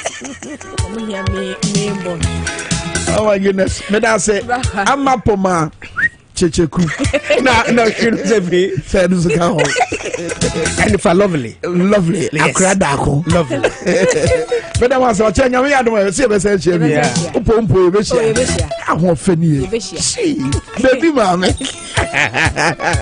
Dwabo Ase Opa 97.9 Afenso TV XYZ Rafeka Hebron Hospital make kamfo dia ma kaisa wo hona makwa na wo so obo ho ban titiu se bia diabetes anase hypertension anase wachidompe no problem wo ma fakọ Rafeka Hebron Hospital na doctor for show adwuma wo ye adwuma den eti ya na enwa behia se ye betwetwe ye be miemia osare be ya ho beto fam Rafeka Hebron Hospital and I make come for the amount Jomachi akwa Kissy man omune Ghana Airways flat second gate no nedi enimu hwe but nantiboko Rafeka nantiboko ne goduru ho from 0205 858885 0205 858885 and I feel so 0240546888 Rafeka Branian show omoye adwuma fridge ada kosi memenda if you are no power bra board no otwa pemu kosi awia nyumure mu no num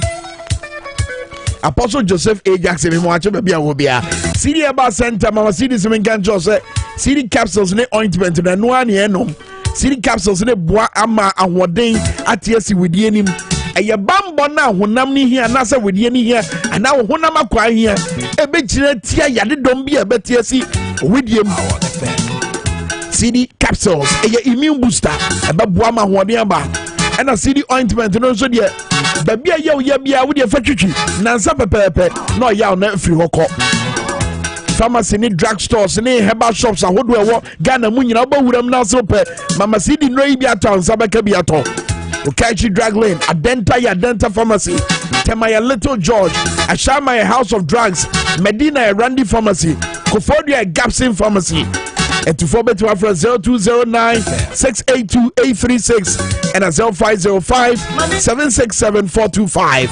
Mami anyune ho kakrawai.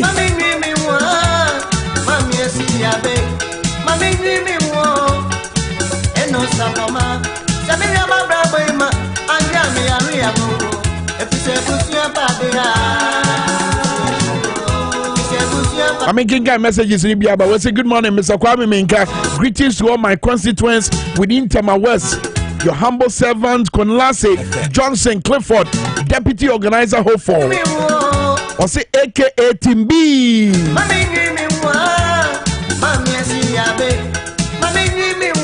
I feel we go Facebook Live. I mean, who marry or say Jambra? I was say, Kwame baby on my Ghana Dano, and you know, ye. Grace Senior say, Kwame National Cathedral, and some emudo. Titru ni omode ya sofunum penimfoi. Kwame me futu ma sofunum ni se.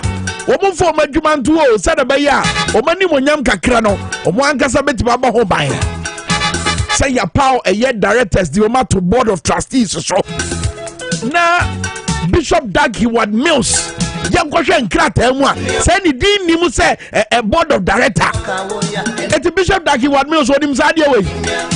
Na sabrewa enoma we ba beda ni wadi e dey na bishop obe. Bishop obe tu wana mo ana obetera siko. Ghana sika samonto to ye baby ye gina ahokyira aba ni ebetima ye san komo no ye ba be disisi e bransa na no ye ntane ye homra ye ba dwumadie no ye to aso Dwabo Ase ni e Power 97.9 and afeso TV XY then come bia ye besi.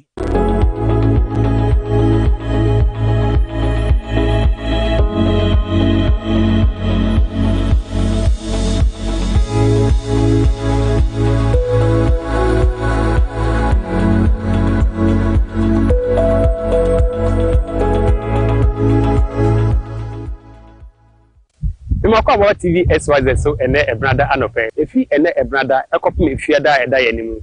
And Rachabaja for extra a class. Almost share him say as well for and watch a baby P and Rachabajum, no more baby and some for Biano. Now, so for Nibini or so for her, I will do and some so. Or so for her, a contour them so. Or so for her, acquiring use a quantum ponso. And they or so for or he is a semso. But when young for say men's about to edit something to Dano if you are a brand Rachabaja for. Business of the House for the 5th week ending Friday, the 24th of June, 2022. The Speaker, the committee accordingly submits its reports as follows. The Business Committee has scheduled the following ministers to respond to questions asked of them during the week. The Minister responsible for Transport, who has 9 questions. The Minister responsible for Sanitation and Water Resources, 11 questions. The Minister responsible for Finance, 16 questions. The Minister for Communications, 8 questions. The Minister of State at the Office of the President, 4 questions. The Minister for Employment and Labour Relations, 5. The Minister for Roads and Highways, 8 questions. The Speaker, in all, 7 ministers are expected to attend upon the House to respond to 61 questions during the week. The questions are of the following types. There are 6 urgent questions and 55 oral questions. The Speaker, you may admit statements being made in the House by honourable members in accordance with Order Number 72. Papers may be laid during the week, and reports from committees may also be presented to the House. July 27th, we may have to do business as expeditiously as is possible. The Business Committee once again urges committees with reference to expedite work on same for the constitution of the House. The Honourable Minister responsible for Finance was scheduled to attend upon the House to brief Parliament on the expenditure incurred by government since the outbreak of COVID-19 pandemic in the country in 2022. The Speaker, Minister, was also programmed to respond to questions with us on Wednesday. And Wednesday is going to answer to those questions and also to brief the House on government's COVID-19 expenditure. Speaker, leadership is still in consultation with the Minister responsible for national security to brief Parliament at a closed sitting on matters pertaining to the security of the state, particularly having regard to recent spate of terrorist attack within the West African sub-region. The day the briefing is to be made will be communicated to honourable members during the course of the ensuing week. In accordance with Standing Order 160 sub 2 and subject to Standing Order 53, the committee submits to this honourable House the order in which the business of the House shall be transacted during the week. So I would want to plead with the Council of the Party to consider this as having been read and captured saying in the Hansard. The Speaker so submit. I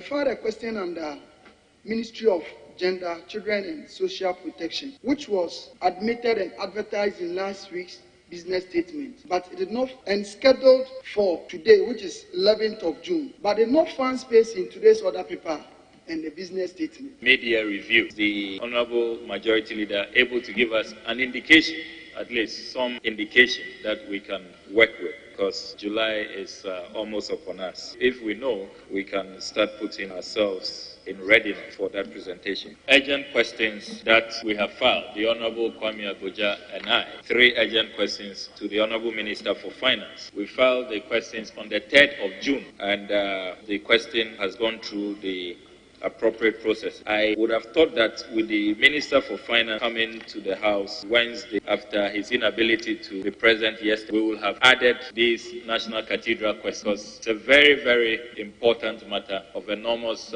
national interest. It also relates to Article 178 of our Constitution, whether Finance Minister can be spending without parliamentary approval. When is the President going to set up the emolument committee as enshrined by Article 71? It's extremely important that as we sit in this parliament, we know our conditions of service. As members of parliament in this 8th parliament, we don't know our conditions of service. Majority Leader, when you pay us our salaries, people turn around and say we are taking fat ex gratia, when that is our salary that you delayed in paying. As if the business committee can a joint briefing of the Ministers of Interior, Communication and Finance for this House on a critical issue involving the Ghana card. The Ministry of Communication has issued a deadline of 31st of this month, that 1st of July, they are going to deactivate SIM cards. The Bank of Ghana says that your money that is in your own account that you paid in from the 1st of July, you cannot access it without a Ghana card. And they are all taking reference to a legislative instrument from this House, LI 2111. Even the Electoral Commission is preparing to bring us a CR that is to create a new voters register using a Ghana card. But majority of our constituents today, some of them have registered since 2018. The National Identity Authority is unable to provide them their Ghana cards. So as representatives of the Ghanaian people, what is this House going to do between now and the 31st of this month to ensure that our constituents who have registered for the Ghana card get the Ghana card so that they are not disenfranchised? Mr. Speaker, I raised the issue of outstanding private members' motions that continue to linger on our other papers. I see that business is not heavy now. I urge that we take those motions to free the other paper to accommodate more. But it's not happening. We want to work. Majority Leader, we want to work. Bring us work. So feature the motions and let's take them so we can free space for more. Leader indicated 2 weeks ago, in addition to questions that will be admitted from members going forward, there are about 736 outstanding ones. Last week, I see that the questions that were featured for the Minister of Finance, because he couldn't come, they've been repeated for next week, which is good. But it means that questions which would have featured next week, they won't get the opportunity. So I want to urge that the deputies take time to come and answer them. We have a lot of bills that are before us. Some have been referred to committees. It appears that they are lingering at the committee level. We want to urge leader to bring some pressure to bear on committee chairman to expedite work on these bills so we can take them. I've realized that if you want your question to be admitted, never add the word COVID to it. About 2 months or 3 months ago, I filed a question with regards to some procurement processes that had gone on with the Ministry of Health. I just want to ask the majority leader, when will COVID questions be admitted, particularly mine? District Assembly's Common Fund. I want to find out from the majority leader whether he can slot these questions in for the Wednesday encounter with the Minister for Finance. Research assistants were lamenting their salary and welfare and the fact that they have not been paid for some time, and the proposed increment has also not taken effect. This must be addressed. As you can imagine how important these research assistants are. The matter of the national ID card and even the contemplation of the Electoral Commission of Ghana to use it as basis for registration or for the conduct of the 2024 elections makes it a democratic imperative that every deserving Ghanaian has the national ID card. Any failure on their part will throw our democracy in jeopardy. Normally, I drive out of my house through the Tamale Regional Office, popularly known as the Regional Coordinating Councils. And on a daily basis, as I leave town in the morning, I see queues of old men and women and young people just at the gate of the regional administration. When you ask, they say they are here to apply for national ID card. That public good must be made increasingly and easily available to the Ghanaian. Begin from the honourable member at the backbench who raised a question about his own issues. He says he has outstanding questions relating to the gender and children ministry that it was slated for today, but they are not finding expression on today's order paper. The Speaker, I believe that we have to look at it. The Speaker, the Honourable Sam George also raised issues about the security situation in the House, and I think it's a legitimate concern because of the circumstances in the countries around us, and we should take our own security extremely, very, very seriously. The Speaker, the conditions of members of Parliament, I mean, every administration has been very guilty of this. The day you are inaugurated to begin your business as a member of Parliament, that very day you should know your conditions of service. But it doesn't happen. The Speaker, is the reason why some of us have been advocating that the Emoluments Committee, the committee that is appointed under Article 71, we should agree it's gratuity that is paid to members of Parliament, not ex gratia. The difference must be known to people. National Identification Authority and the issuance of cards for the people of this country. The card should be the one that should bear testimony to your Ghanaianness so that we use it to vote. Issue that perhaps we may have to interrogate. Because this should be sufficiently complemented by the births and deaths registry, which is not functioning effectively as we would have wished.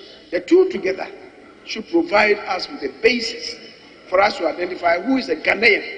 The Honourable Roxanne Dafiamako, private members' motions, which we must prosecute course of next week. I believe that there are many of them that are really harmless, and we have to deal with them. On occasions, you are saying that we will not permit deputy ministers to answer questions. If you agree, then in the absence of the substantive ministers, let them come and answer questions so that we are able to clear the backlog.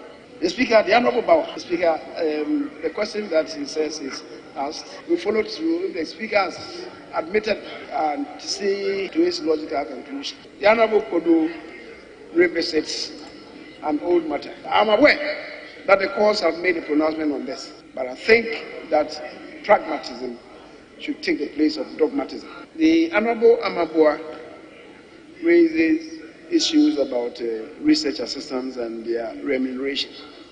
I guess leadership would have some consultations on that. The issue raised by the minority leader, the EC, whether it's going to use the NIA cards, we have already sufficiently addressed it. Mr. Speaker, thank you very much for the opportunity. Honourable members, the business statement for the ensuing week, as presented by the leader of the House, is hereby adopted. We thank you very, very much. Biamo enisha adise mosofo odefo kwesibeti ene na no pay me babesum nyame ya adom adasende besa ne mu ehia.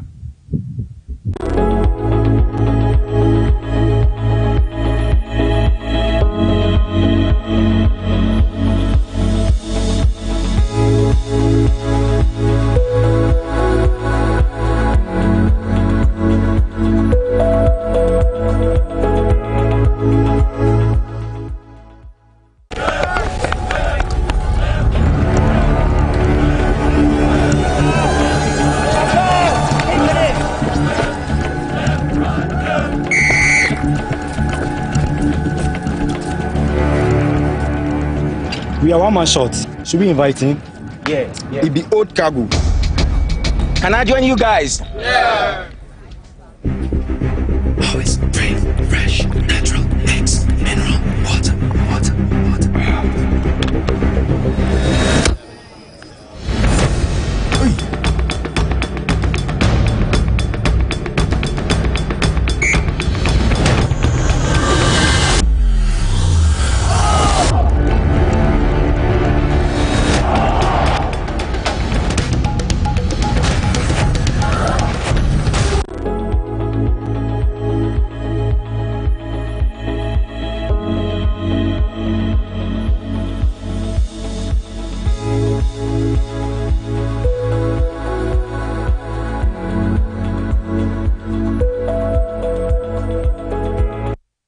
Kwabenya Welder Junction. And also did a message about Ebusia for Power New FM and Afezo TV as well. 1896. Now one so what to me aka say. Suhum Rural Bank. Ama ene mayeka una. Suhum Rural Bank. Entime pa minie. Suhum Rural Bank, growing our heritage.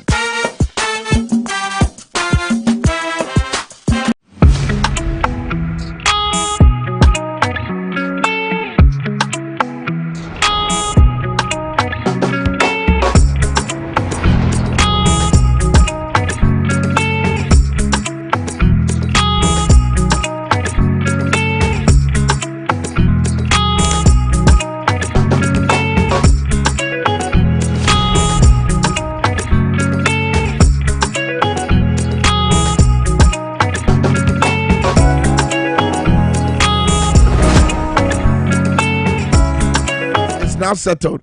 Boache Jako is taking us to the promised land.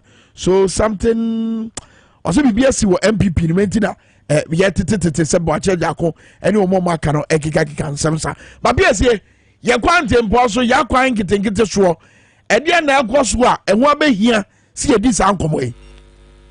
Kwame medase ene anope se wa mama kwan we se ye ne Ghana for emma medin komo enema ahodo ahu hia e wo man mu ye ade a se wunya duane di na se wunya baby de obefura na wunya baby odu tibeto a na empempi no aka security se bia wonama ho beto wo safety no ade ahu hia pa ye baby obeda baby onam nyina se wo hwese baby onam no wa ho bambo ho nsem nye se nipa e bo ho ban o se wo bo ho ban na every akwansia anase niema broni beka se uncertainties no na eno so ehu hia ya kwantempo so de bia ya kase akwansia hodo a esie no ya de a akwakoye bibibia ebimokrasi pandemic because so we COVID-19 e ba ya nyina yesuru a obi akɔhye dem a be se na wotwe miensa ne ade na fe nipa ewu no se ofa akwansia esika akwansia esi wa ya kwantempo so nipa akumomo a now the pege COVID-19 baye be se emfie be se miensa eni akire ni no ana figures no hwe Ghana de na ka kwanhia no nipa akumomo dɔɔso echen nipa COVID akumomo de hadwen wo mamu ha na ya na mpempi no road markings obi wo hɔ a na ni nya tise medie anado utwi ka na se road markings no eni hɔ a na mpempi no bre pa hwe a wo be hu se bia kwan na curve ani beba ho so na bia amana akwa kotom uba kuom enso a ade ba kwa hu hia pa traffic light ne boa na confusion tesi won kwantana so ejai na kroma kwantana so bebre anka ese bia wo menya traffic light na direct cars no se wo bra so gina wo na bra betwem ne ade no bebre na anya adwuma Now no National Road Safety Commission for authorities as put on my authority or no more research be at about 48% of traffic lights I walk Ghana hana ejuma na asem na asefem amount for the car bo amount for okada for ye the car bo money ade ha adwen enro aye nu aba na ya bepo so ima na ya say nyankopon ne fa fi nkenya san ko no say ankasa brinka ye ka road accident statistics a nko ka ho bi in terms of omo a wonu mawuo traffic light won sem ai wo kroma enko yie nanso ya tena sesa twi ye ni ti say me kura me pia no maba na o da ma yenko report we ya yenu Peter ene Ghana fo bi hetwe nkomo fa traffic light enya adwuma wo kroma say a ye de ye ne ekohwe bi o da ma yenhwe no na ntie sese ye ba empanyefo ehunhia so omkasa no won bete paw bebi a mejine eye osu presby na ohwe mechi a eye traffic light o mechi enya adwuma eye mre kakre ni na driver fo ni okada riders a oye adwuma wa ha no ye ne ombe bon komo na fe o ma kire ye ne ma hodo a traffic light ya enya adwuma yi edi ana e koso ana se ACC e wo brono iso nti ye ne okada driver fo ana se okada riders no any taxi drivers fo no bi bon komo na fe o ma kire ye o ma kosem e wa ha traffic light no ase no ache ana nkola nso ko school a omutwa kwan mu wa ha nti se traffic light no so nya dwuma na ye ni hanu mu na accident any moto any car tai sha wa ha pa nti yesre aban no na ontumi bra no mbeye traffic light no ma ye wa hanu na ye wontoye afi so bi ni aba ma ba ko wa ha ono yokada rider ono so ye bebisa no na fi ni ayekoso wa ha ono so hu ye no ono ye mbon nkomo kaka traffic no de ye slemu pa ye pese mpenifo no beboae na omotomi ye traffic no na ye hwe se nyama betutu akọ ye nti ye slaban no beboae no be traffic no kakra mai traffic light a enye dwuma yin accident test wa hapa accident test pa gbenwa we ba on hwe no na we wana accident aba ti o se bibi wa on be hwe mai na ehun se a ebe kon okay yada so a ejina osu presby traffic light yase sani yidi kan bo hu komo dada no ye ne dodo na odidwa ewo traffic light yase ebe koso a edi komo na uhwe na me ya na je light ni nye dwuma ntia o se mia mitumi fine me ways and means na mitumi cross light no ha enti ye ma me ba ko a ono odidwa wa ha ti ye ne be di nkonwo na fi challenges ana se ne ma hodo a traffic light ya enso akos wa ha e pa cho ha o sha se ton ne ma wa ha be embre dodo ni ana se bre be ni no wa check akra sami mi diminisha ma ba se 10 years na mitra ase okay media light no en so na chepa sami nimisha ma ba se 2 years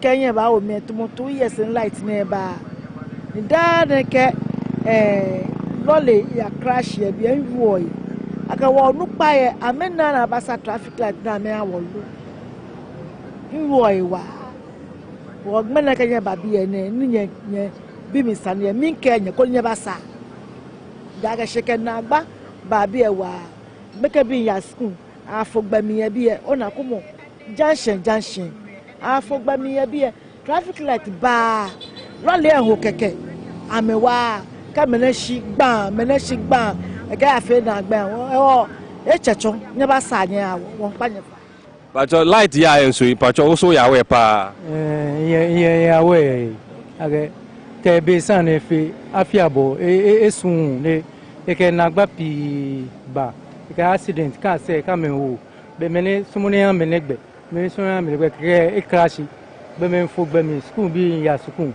e fi o problem ya gbeme ye bi ni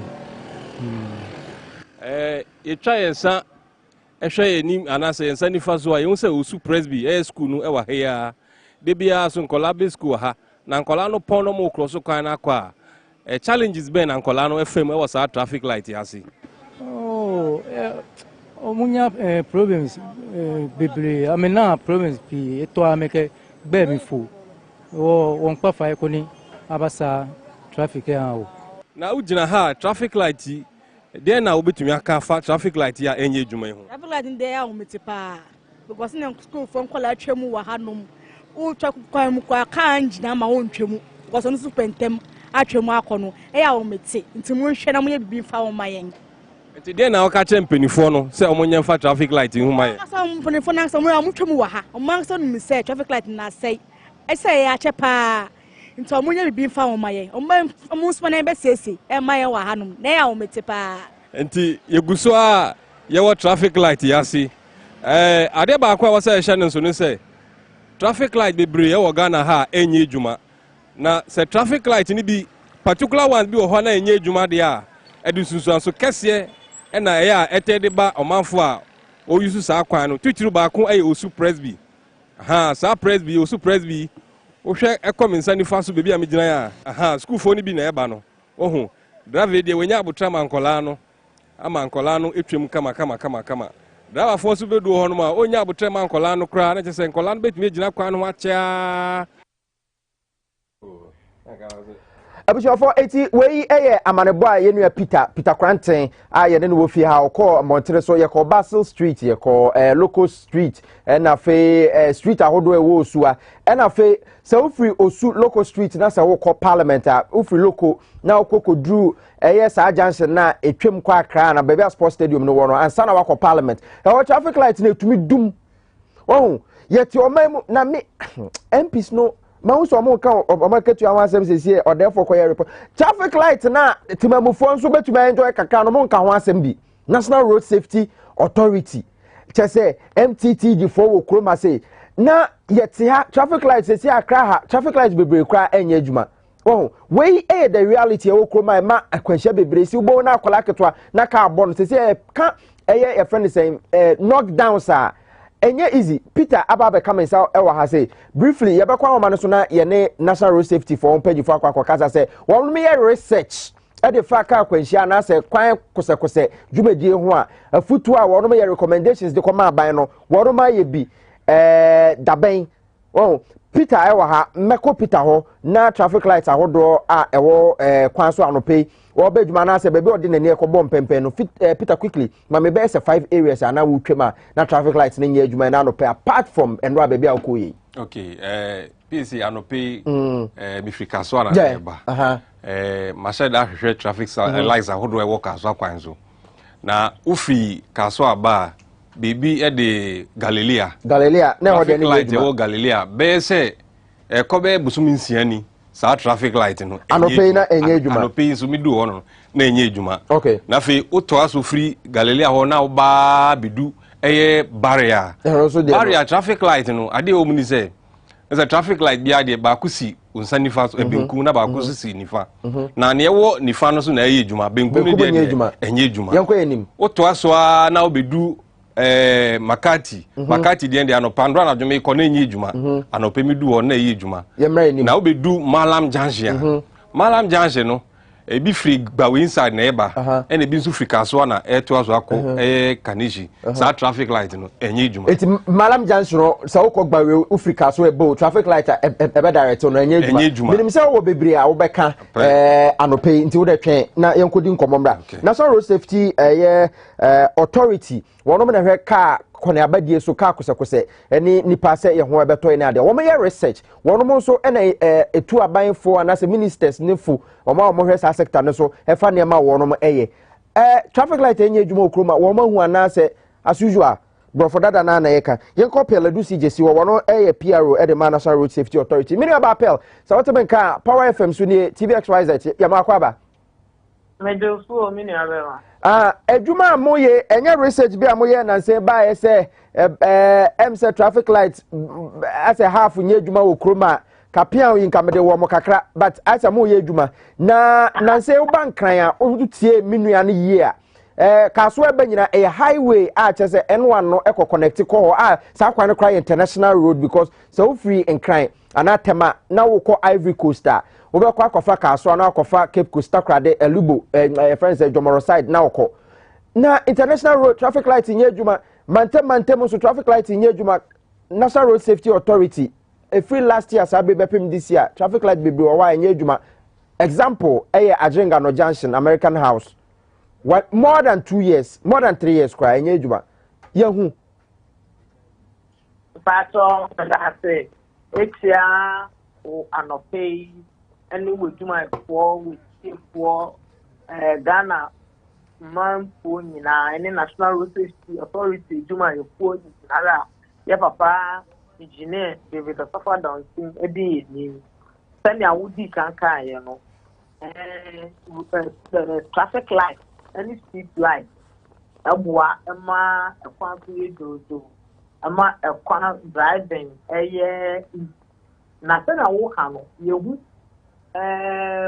December no mu ye for ye road safety inspectors no around ama ye mo mo traffic light ne street light e boom no so ama yes the public statement ama yes rock of plan energy commission highway authority and the ministry of energy omo a akane ano wo sha omo ase any even various assemblies there was a particular jurisdiction say traffic light boa ema ka ayemre ema kwaso so ema afiamba congestion ba enti se be promote road safety dia na traffic light street light na di mu sistema pa na ya observe your friend say dancing you call observe ya egungun ni na atuta ema omo emre kata compliance notice omunya sote omu affected the war home penye ni akwa bebe no be yesu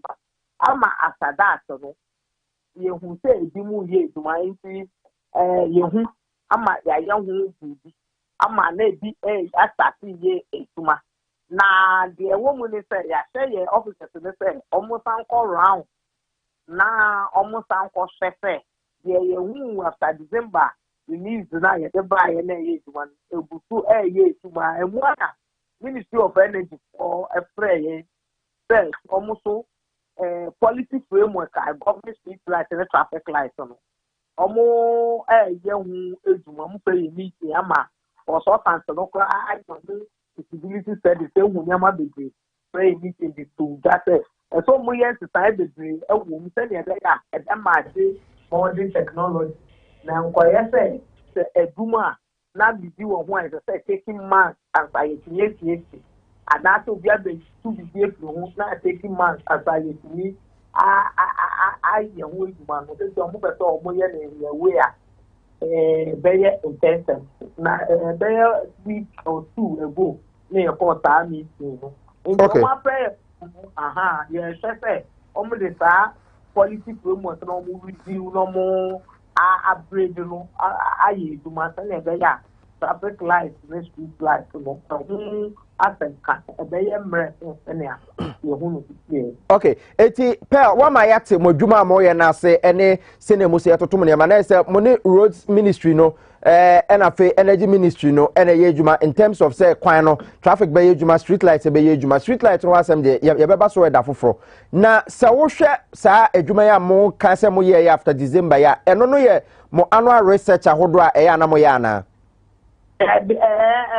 annual random inspection ya wonyama bebria safety penalty wo kwan so a sene wo kan traffic light e ka ho iti ya share markets road signs ya share speed humps ya share lights ring na this year bema road na ye safe ama road user no ya share iti we no ade ba kwa ya hu ye do our person who say duma embo okay okay eti for instance oba osuwa say aha e call clote na to say Basil Street no to say friend say your street be high friend local street ho say e ho yankwanta na so traffic light first na ejuma for the past 1 month enye ejuma eno no sa no eya money assembly for no any deal directly na wono ma dwen abaso na ye urban roads yo me ba so me that ye ni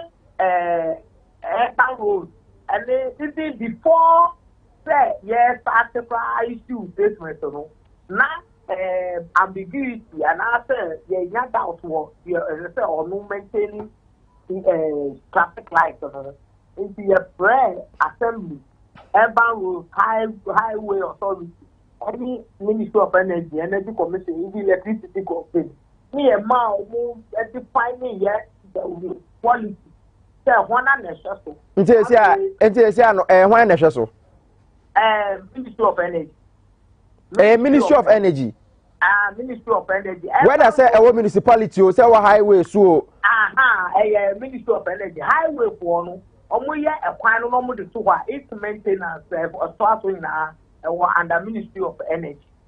No Mukita policy framework. Energy Commission and down. Okay. I no more collaborate with assembly. I say your assembly for it power. So Muka said because there was another ministry, another agency as what the Musaka just all the permission or what and a whole long process. If you know, just maybe assembly who contain in the permit and not clearance from the corporal answer. Almost in the attack. Okay. You know, a high energy commission said, or it's a almost set. No more, job as a policy night guide.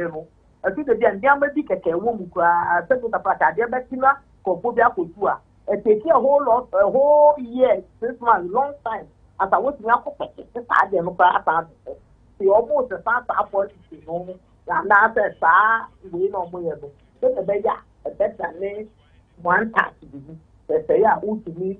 Any division and the there's a whole lot of work or more years.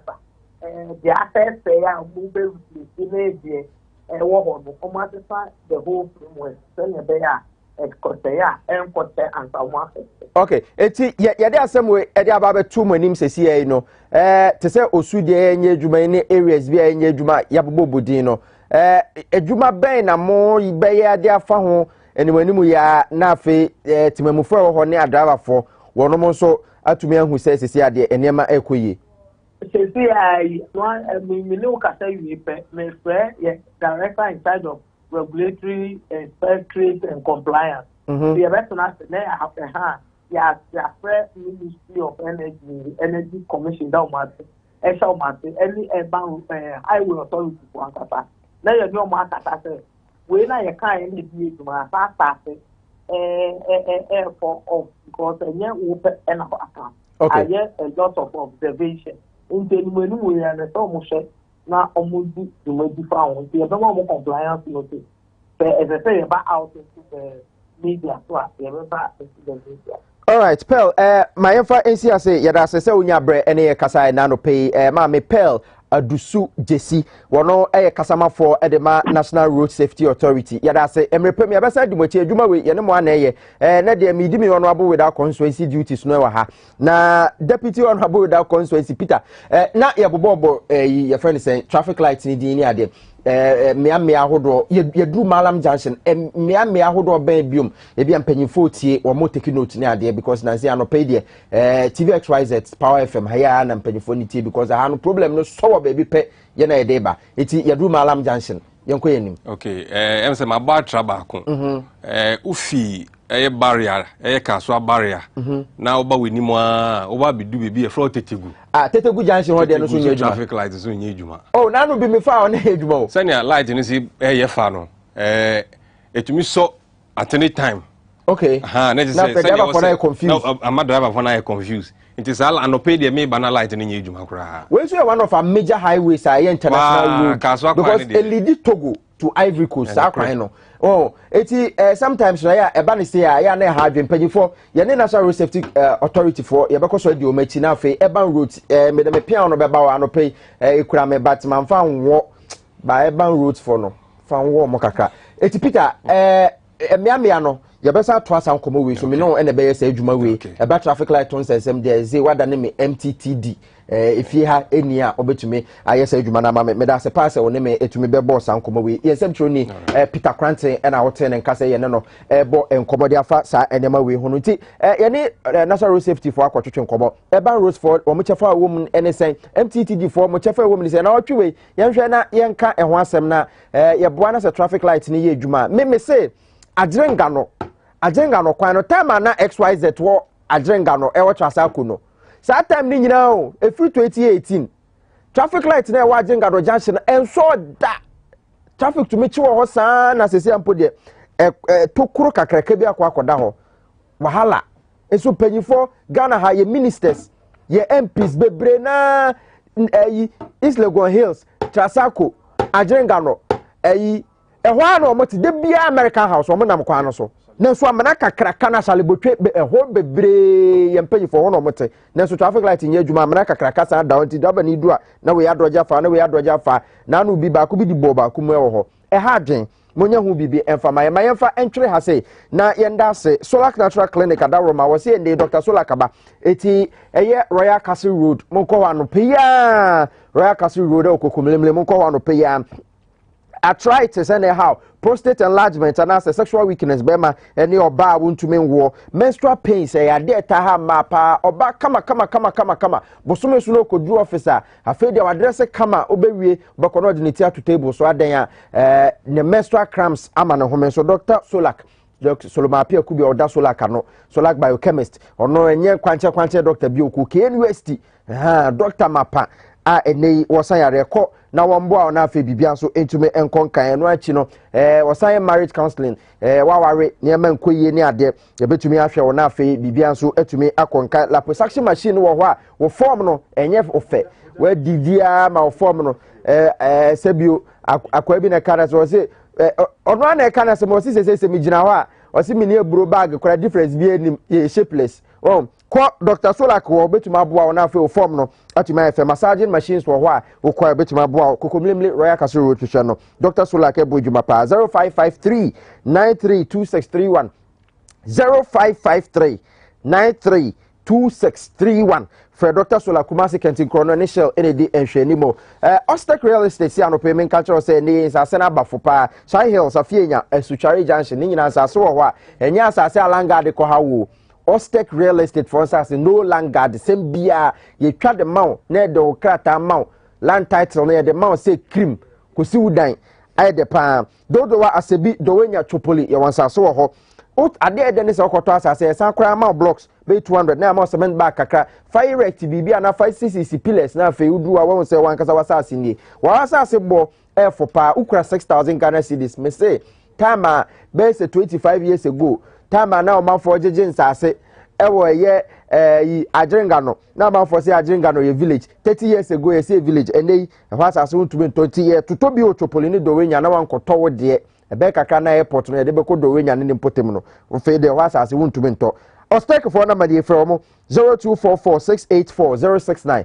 0244684069 from Cecia 0240933748 0240933748 ufra epejifo betumi ajo so agbozo heba clinic so etayechi enano pay premature ejaculation bema ukoka krebi na fetim keja oda ya erectile dysfunction o pass o boso anti aba bibia koto kama so o boso a etumi nyina so besra kodeko pedro agbozo heba clinic betumi abo candidates so ba himfi honte center ba ho kakra na hotinsio besra na fe bema so a wayemre wo pemko agbozo heba clinic na say eye sexual reproductive system ne ho kronobade agbozo heba clinic hono a ene dimotenti ma kwahema ena obehu no ben eye ahimfie no kwahema ahimfie no oben no pa 0241 750282 0241 750282 and 0557 402696 Tama Community 25 your Savannah Junction yani Def Traco estate no dey hwe ni we ho so na mani 0557 402 696 0557 402 696 kwa mmenka ye krado ewo studio 979 yemfa en komano entwere ha sabria traffic light na fe kwan so akwane abadie kosakose ho dwumadie no emse ho aba behia se ye kwa etumi ba fi asomdwe mu na obi mfa mebo ye ka mu na ya beposo hema bebe wo bia yankopon ka ho na fe o ma wa hoden wo hunti na ye bosa nkomo yi because ebetumi aye me ebetumi aye oba enti ye bon komo we ye se hu hia opa ye medi edi PSC okra boys prefect ekrase reporter chief tankers honorable without constituency and me bedi me honorable without constituency duties watsena ye beto aso na mbom sabre no kwa menka to aso studio 979 kwame so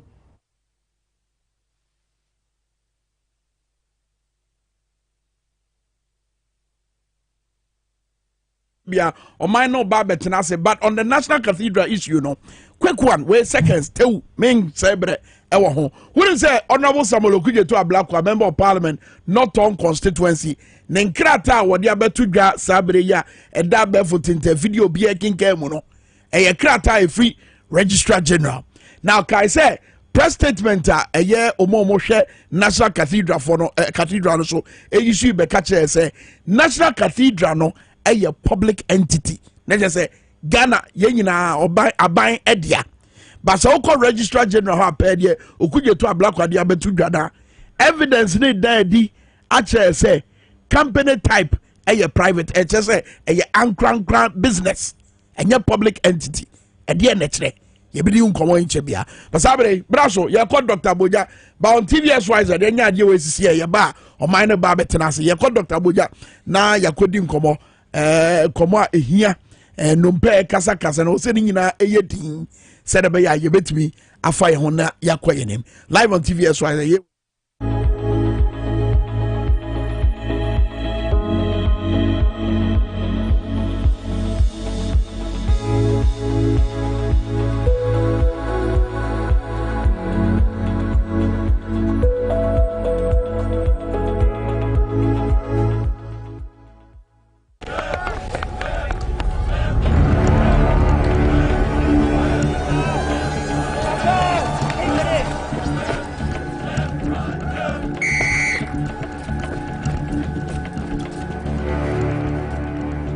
We are one man short.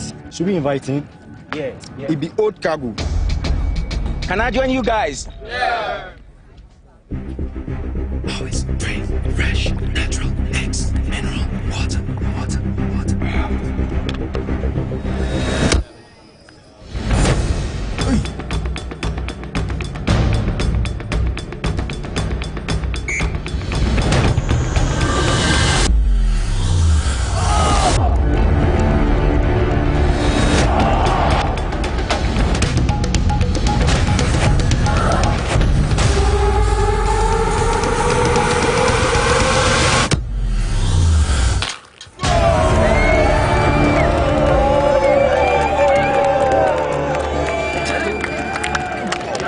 Still got it. Always keep hydrated naturally. That's my secret. Manufactured with the primary aim of preserving nature's finest minerals necessary for a healthy mind and body. X Natural Mineral Water. Simply natural.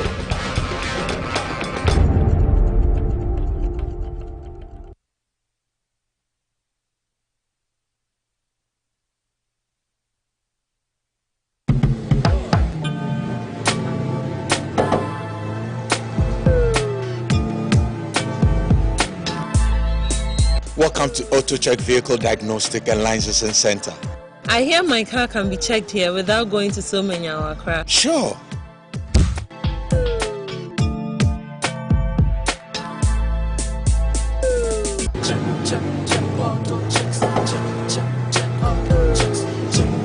Emission, check. Alignment, check. Brakes, check. Visit AutoChecks at Koforodia Aquadum Road for the roadworthiness of your vehicle, from saloon cars to heavy-duty industrial vehicles. Madam, your car is now ready for the road. Thank you so much. Auto checks, check. AutoChecks, your safety, our priority. Check, AutoChecks. Welcome to the Royal Dazzle Event Center.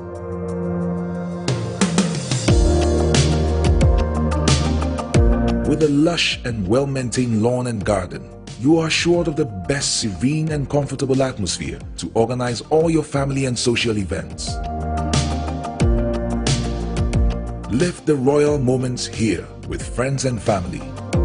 The hosting capacity of 600 to 800 people makes Royal Dazzle the most versatile of places to host weddings, parties, funerals, conferences, concerts, and many more.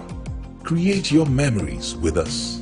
Call us for inquiries on 055-814-8585 or 024-620-2144, or pass by and speak to any of our friendly staff. Locate us at My John, close to Zoom Lion headquarters. Royal Dazzle Event Center, creating memories.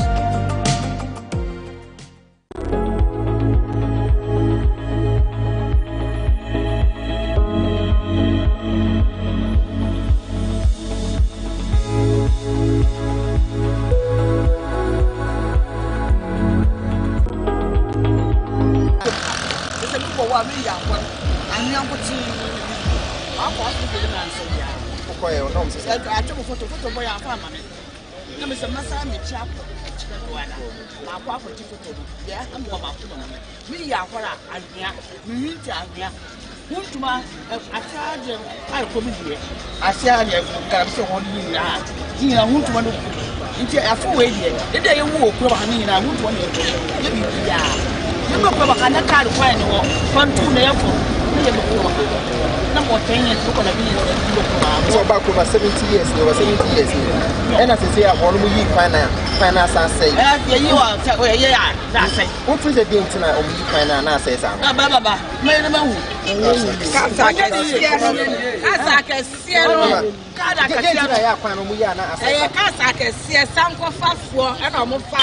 I'm going to see a finding now. I'm going to say, upon I say, we almost ask for no my am. I'm going to tune, I must say, no cry.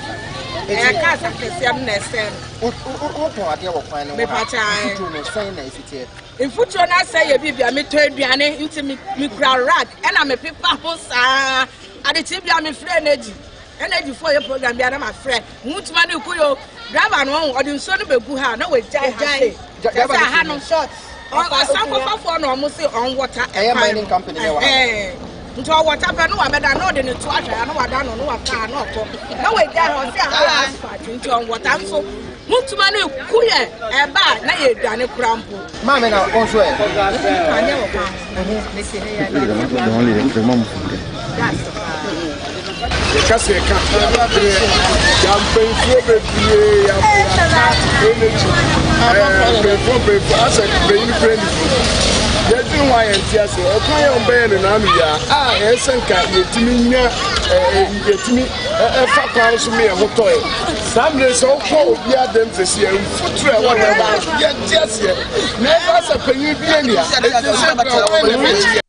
Yes, I am paying for her. No more boy. The Quina, Casa Cassia, our mother first income being through Sankofa, company Nankasa, or Mom Wire. It is a mom wire. Why a car be what Taquano Crame so cry, ye watoyano, can or bow or dan or crabby, no asanko, ye hundi or moye. It is a paying for a memoir. Ye aquano ye be breaking up. Pawe ya de concrowd so Sakwawe now, man for Faso eco PMO ewa in my is Namu blocking at me for no person coins my is to Medako. Say I'm Rocco one paying for so any mere Momo and ye or ma said ye. Penny for Ben Macas as me at Romo. Yako energy. Energy so if you priest had here, almost in a young crofwa, or can a quab a radio station. A radio station. And a police station, young Casa police station, waha, ye 2-1 more ya can or BMF. Ama Oko catch up and you be I tell me I want him for baby Okroma or Bianson carry. Now, young one son will be a class and be actually. Now, no more in a back home, Okroma, a complain, am I a cry? I can't want some. A quanet than a comaso. Now, apart from that, I buy cratchy penny or ha, Urad Dasmani, Monena can want some. Dasmani, dear, media me too kind by Nrayan and buy, but me buy and also complain a bar, a fasani manono, massa. A brother in Tiasiaso. A dear son paying for her no a crown but first one. Yes, ye benya hoto, a will cram Kalanka and get over them. One way could be enough for 10 years and son because of a humanity. Why it's a minds for no mouse a bimo de Sobabo, Montesia, Munyansu, and almost some Gusu no Mungusu. Boss, let's face the reality. It's not only the road that we complain here. Even Prisia, there is no quality pipe borne water. If you want to get quality water, unless you yourself, you dug your borehole. There is nothing like Ghana Water Company in Pristia. Government, the mining company itself collapsed in Pristia. There is nothing like any government social amenities that happens in Pristia. It's like we are not part of Ghana. Nothing is happening here. Nothing. Not only this road, though. Have you been to the town? The center of the town is just like Cocoa Road. The middle of the township itself. It's not tarred, not to talk of asphalt. It's not tarred. Just last Friday, the Roads and Highways Minister said in Parliament, when your MP asked the question about these roads, he said that government has not made any funding arrangements for these roads to be constructed. And then until e-levy is paid, government may not have funds to construct roads. What do you think about this e-levy issue you are bringing to this road issue? It will match because this road have been since Nkrumah regime. after the mines, that is what I said, after the mines collapse and the democracy government take over, this is how the road is. There's nothing like nice road here. That it's not only this one, no. That's what I said. If you go inside the town, it's just same. So what do we do now? What do we do now? The government have to intervene. Mr. One saying, okay. Adechia Funtman Hines, Mintimento idea. Isi amejina in Funtman inti meyale me people kwane kitame almost me koto edro 1 million miniska me kwakoto people nini ene kura me no isi am Funtman hayen sankofa for mu yedwuma wa anum se omo fa so sa nsu omo men bi na Funtman hayen isi amejina me bo ha disi anhwa Golden Star for so can walk. Golden Star for so far better mono. Sakawi. Golden Star they have whole road, but their cars pass yesterday. And Funtman the Queen pa, Funtman the Queen. This year me pani any blue. We didn't go to the candle. We pani so. Almost me koto. 1 million. Miniska me koto. Miniska, Funtman the Queen. This year me store munyame na matoni na. Miniska ni na hwemu. This year miniska me koto. Ba Funtman what boy Huntuma, Eduma Bakroma, they were far, and Rantin and Mabawano, no walk far away for. Now Huntwana Requien, no one's word you whisker. Yan one more and BBRM. I remember Cana, one more and BBRM, Edmo, one far and Rantin, no one far away for. Huntwana bar, no one already. No problem about him that wire that out. You have me turned up to Huntwan back at the wire that out, on your dad out. Talk of for no for hand. Who also a water hole. Now once one for Huntuma, no echo don't want to walk upon the school for Papa upon Yadi over Casaho. Now no mood to speed dollar or con Yago. Into a Casacho on the mouse when you are papa. So I'm bound to buy a quani. Marcus, I'm broke a quano. On Marcus, I'm not broke a quano. Say you are brepani or I'm fed your crumb. Why you a Juma so member for Yambao? No, I go far away for no one about. Nay, I'm better to Yasu and ye Jumanye.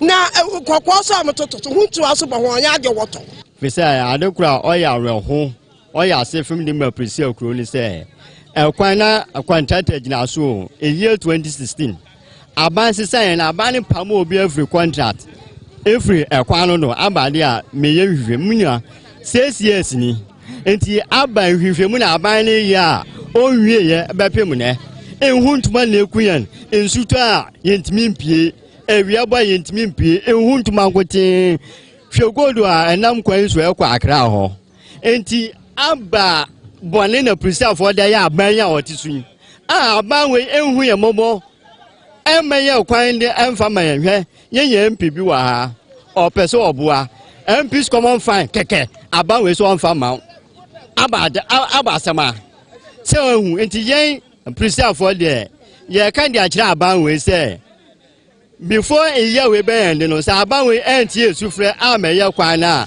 kan ko kan ma ade ba kwa omo hwe ne se won be block kwan na kwan su konkuro bebre so omo block a economic activities adaba for ne afi omo a wono mo ebe person beto ne ma wa hade ko ebe ye den kwan no so wo mama tinala ne se yele bre kwan no de yele bre huntuma no doso nti wo moye kal community de wo mbombo na no hwe ye preserve ye ho ye mobo huntuma na olukun ye o wo wi a wase korela bi ele ni ho huntuma na olukun ya ono anti wo be kal community ye free say dey ntina mfutuo na doso na dey ntina mfutuo no so say ade afi bia wo so be ye ekwan ni ye ama wan ye na wadada na ye to aban wan ye ma na tambia ye sa kokromati me kokromati a wodam dami ma mfa nkwan so a onye ye wo so emba egwa no do nti ye to ama wa wo be ye kal community ye ma ade ba ko hia pa wo piste kromu ha emfa jaha no eye nkwan no godu so akese ene free komu akọ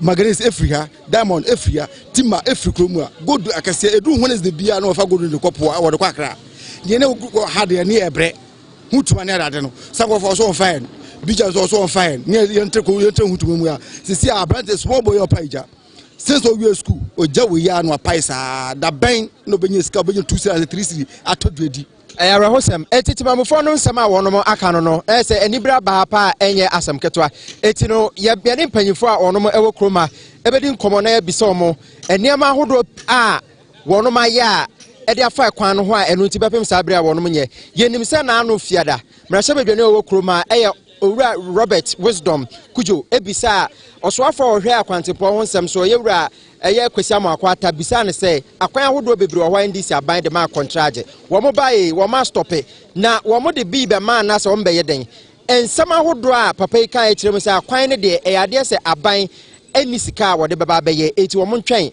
2023 budget no sɛ empo aban nya sika kakra na wa consider wɔn na sɛ no kura mpo no nya de a wahyɛ wɔn bɔ sɛ next year wɔn mo bɛyɛ wɔhwɛ sɛ wɔn mo ɛyɛ budget na sɛ sika ne bi ɛka na wɔn de aba abɛhwɛ na nipa ɛwɔ kuruma ɛbɛ yare akɔ akɔpem da bɛn piesie okra mama de bɔ amedi free amfeja pristia a ɛwɔ pristia huni valley constituency ɛwɔ western region.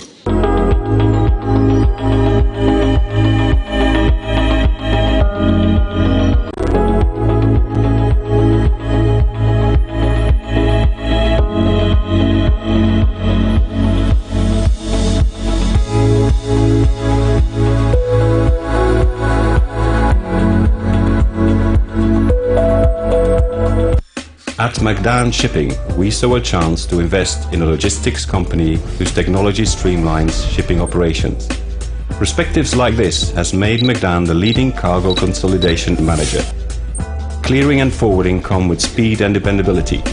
Cargo handling, air freight, transporting, transits, warehousing and bulk logistics. With branches in Africa, Asia, Europe, USA and all over the world. McDan Shipping, your total logistics partner. The serene environment fits into the goal of the school, which is simply to provide excellent educational foundation for your ward's development before they commence primary education. At first glance, clearly you will see why the school is called Hebron Hills International School, as the building stands tall overlooking town. With a Montessori style, we have experienced and dedicated staff and trained teachers. Our small sizes classrooms are meant to enhance teacher-focused approach where children get one-on-one attention from the teacher. Hello there. We are open at 7:30 a.m. and school closes at 2:30 p.m. After school care is from 4 p.m. to 6 p.m. while early drop-off can be arranged at 6 a.m. Hebron Hills International School is located at Midye off the Nsawam Road. Locate us with GP postcode GW0688 GA West and GPS code 06884870. You can contact the school and make further inquiries on 050-876-2375 or call the office directly on 0302-918768. Email us at hebronhills.school@gmail.com. Hebron Hills International School. Excel and shine.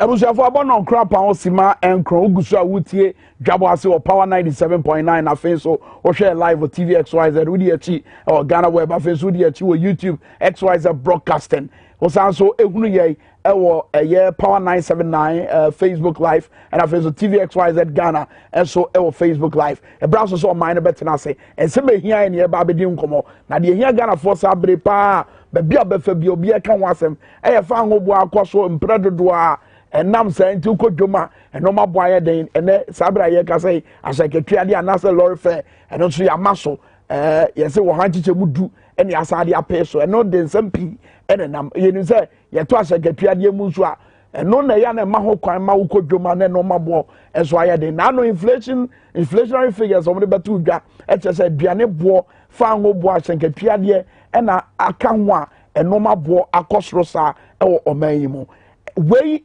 ene tibia ya ye wo mu bibi ena to sin ewo aban hihye mu ena amana basa ana ne ya ne title ne da se amama hodo nyina efa bibi mu sa na Ghana enye soronko echen amama hodo a omofa bibi mu sa se sa na tie dia economic managers no dia no moye se de be ya oman Ghana betimi ejina so pampe na afei yabɔ yɛn ho ban afiri saa nɔɔma wei ne ɛho nsunsuasoɔ ɛsoɔ mpanyinfoɔ a ɛbɛboa me yɛdi nkɔmmɔ yi ɛyɛ owura Michael ni yabɔ anan wɔyɛ member of the NDC owura Michael ni yabɔ anan akwaba. Yeah. saa nso na wɔyɛ presidential hopeful in fact ɔpɛ so ɔyɛ flag bearer ansa na ɔbɛyɛ president of the Republic of Ghana wɔyɛ energy expert owura Kojo Poku ɔfia ha ɛgya Kojo Poku. Now the dream is not on voice control. The way we are reading this. That is it.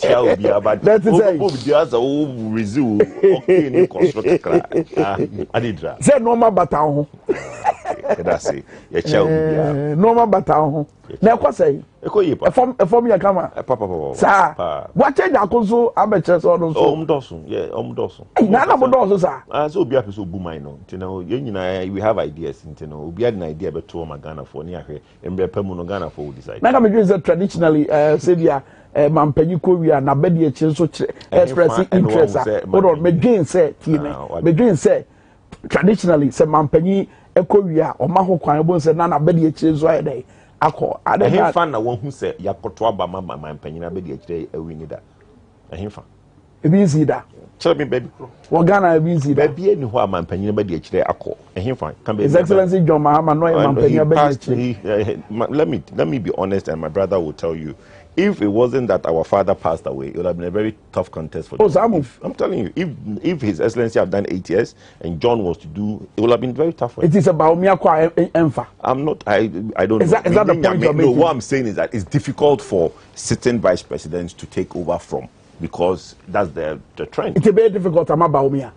It's difficult for sitting vice presidents to take over from the person who they are succeeding. Simple. Whether it's Baumia or not is difficult. Baumia is a sitting vice president. So conclude for very difficult, I don't know why you want to put that. Mr. President, traditionally it is very difficult. Oh, that's fine. Now, me say, Ocean Shisha, the way I buy Musi Kona. Clinton had a beautiful presidency. America was doing so well, the best economy ever. Al Gore lost. Biden, the best thing he did was to go, leave Hillary to go, and then come back again after 4 years. Successively, look at Nigeria. The sitting president, Osibanjo, tried to succeed. He lost at the primaries. So successively, it has been difficult. Our brother, John was, I wouldn't say fortunate, but it was unfortunate. Our father passed away and he became president, then won on. The same thing in Nigeria. Jonathan, the president died. Goodluck Jonathan, the president died. Then he became president and then continued. When the time he was going, he wasn't vice. The time now, now a president and here. So no vice have been able to do it so far. It doesn't mean that it's not impossible. This is the first time a young man like me is trying to obey Frank Atuniama MPP. Everything is possible. Michael, minister, on any well, sir, I think generally, it's going to be difficult for anybody taking over, and what they go around propagating, say breaking the eight, it's going to be, and they know it within them. And my brother will accept. No, it's difficult. It is going to be difficult for anybody who will take over to even win. Difficult means saying to be muscle. And yet towards just the vice president. I mean, whoever comes out is going to campaign on the poor records of Nana Akufo-Addo. And the records are bad. Very, very bad. So I don't see maybe you just want to put yourself there. I disagree on the and point capture the front seat of the NPP. And traditionally, what the NPP has done is to be loyal to a flag bearer and make sure they attain power before pushing them on the side. And I'm sure, my brother Munyina, that is what they are looking at. No, but I disagree. No, I disagree. Try and get the hold of the party. And that is what is killing the MPP, and that is what gradually will finish the MPP up. Because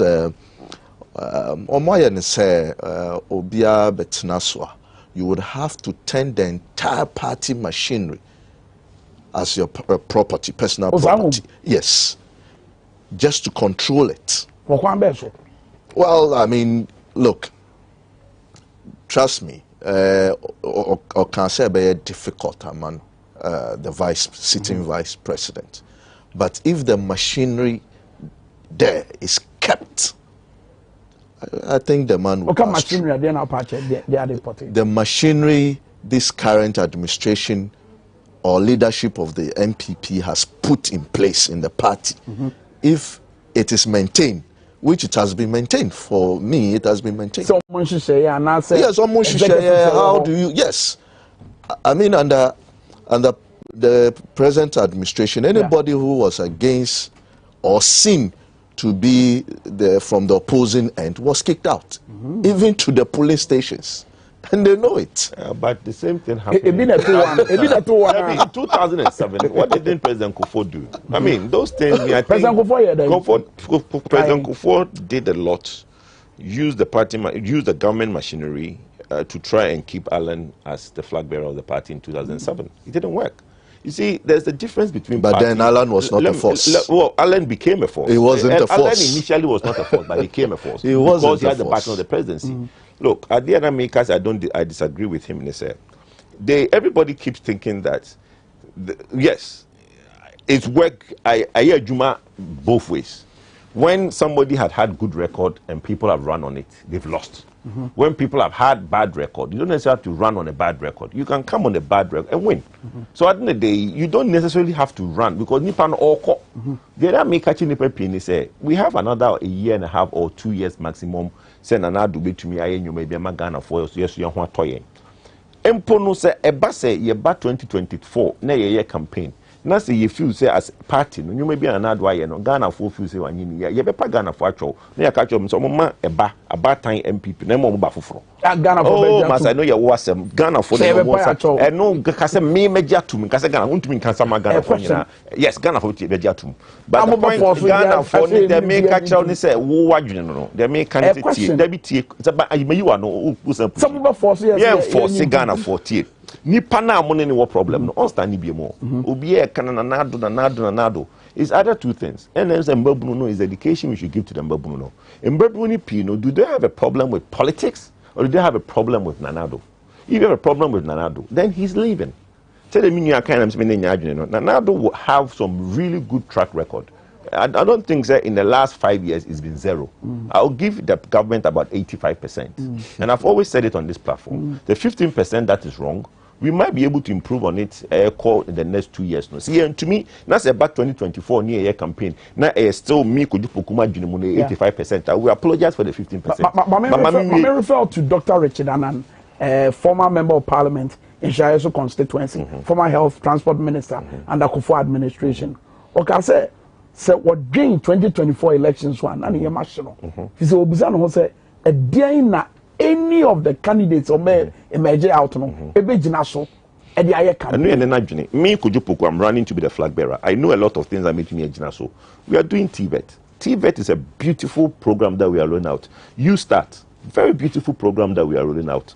There are a lot that the party is doing. And I make us say, look, difficulties were aba petrol kosro all those things I am but sanyoma no obia ni ho entumi nka nkire me se ono nka wa ba mu ankente sa unless ni pan bakaje mso ka kire Putin so onja ntokako but undu ka kire Putin so onja ntokako now we betena kroma so bebu maya the fuel prices everything will be the way it is now. Okay, there's no difference. Putin tokako ene COVID-19 wunsemi ora boache jako no wa Sempa FM no ne obi edin komo ewo ekosi se adwumadi no so waka asemi na me sure say video no wo say ye betimi abosisi ya na ye gina so e de di ye main enkomo no tie we flogging that dead horse or blaming Ukraine that is why forward planning is important. That is why you plan for resilience. Me anta oti eyi akutue oka kire ni say Russian Ukrainian war entina ne banchi ayebo onti wasida obegin so wabrunsan bi because it's beyond her comprehension. So is it with many people. So what do? Government is trying very hard, bravely, to mitigate some of these things. Is that mitigation enough? And are we even forward-looking? Are we a crow or down now? Now I also be mia a cronim. Okay, mama nyina sa asem so crow down now so on now say wow be mia a crow no be wan say Michael ni ya boy na mama sha asem free wo ahochire ya ye wo mu ye sika sem ntoto ye managers of the economy baby amafo de sobo no ebo. Are we getting it right? And I said there's a bigger problem. Well, the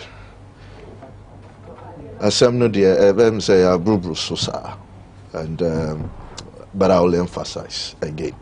Say the challenge was set up way earlier.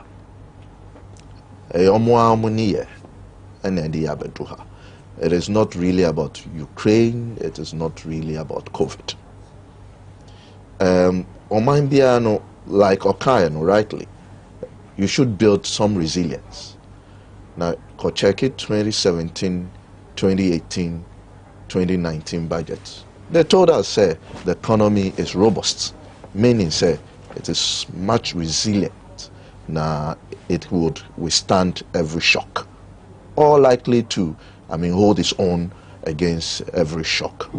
Now, look, let's be specific and very critical of ourselves.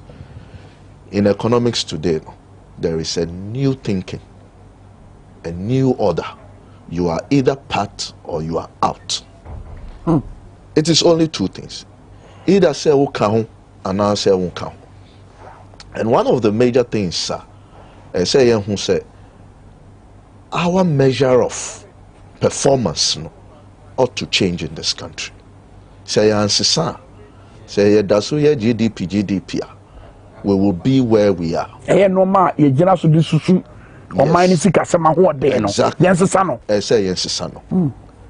And that is where we fall short of. Now, look, one to me can say your rate of borrowing, right, in terms of percentage terms, it was through change your rate of raking in revenues.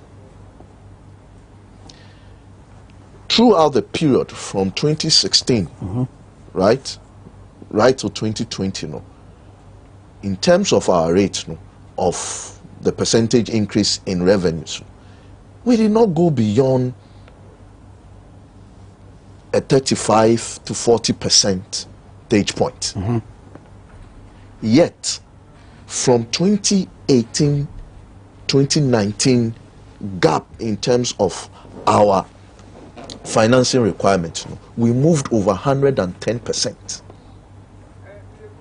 There, right there, you have created or dug your own grave. Yes, Ukraine, Russia might have, supply chain issues there. But you cannot tell me, you cannot convince me, say, Togo, next door, Ivory Coast, Burkina Faso are all selling fuel, finished products, below $1. And we at $1.03. You cannot tell me, because the location is similar. And about transporter, the transport charges will be similar within the sub-region.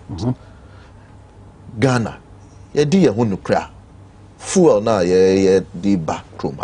where do we get it from? Knowing the challenges that may come with fuel prices, and this is something that almost every government or every 6 to 7 years it has hit us. So if you are not a blue kiosk finance minister and you can really think forward, just like Boache Jaku had said, then you could have predicted, say, look, we might have challenges with the products. Hold on, was it every 7th to 6 every to 7 6 to 7 years, we do have challenges with fuel prices in this country. If you go back and monitor. My examples. Well, if you start from Rawlings's regime, just about Rawlings was going out, fuel prices was the #1 issue. It was within a 6 to 7 years range. Then comes President Kufuor. He came in, things were a bit good. By the time of 6 to 7 years under President Kufuor, we had the economic crunch. Product prices were going up. If you could remember, even rice, we have to take duties of rice and oil and all that just to get some relief to the Ghanaian. And there again, we had, exactly. Yeah. In Mahama's administration, it was the same thing between President Mills and President John Mahama. By the time of President John Mahama leaving, around 6 to 7 years, again, we had that same challenge and crisis. This is a Ghana problem. And he was Blue Kiosk finance minister. This is what you should have predicted. You should have looked forward. And what you should have done is to ask yourself, what investment can we undertake today that will make us more resilient to the shocks that we expect? Say amba, no, but say bye, aba, and we are facing it. Look, what we must understand is say it goes just beyond fuel and inflation. Our ability to attract investment into this country hinges on how we manage that sector very well. Because, look, financial friction, say me ye, a juma wa krom ha, any sika me to me anya, depends on that.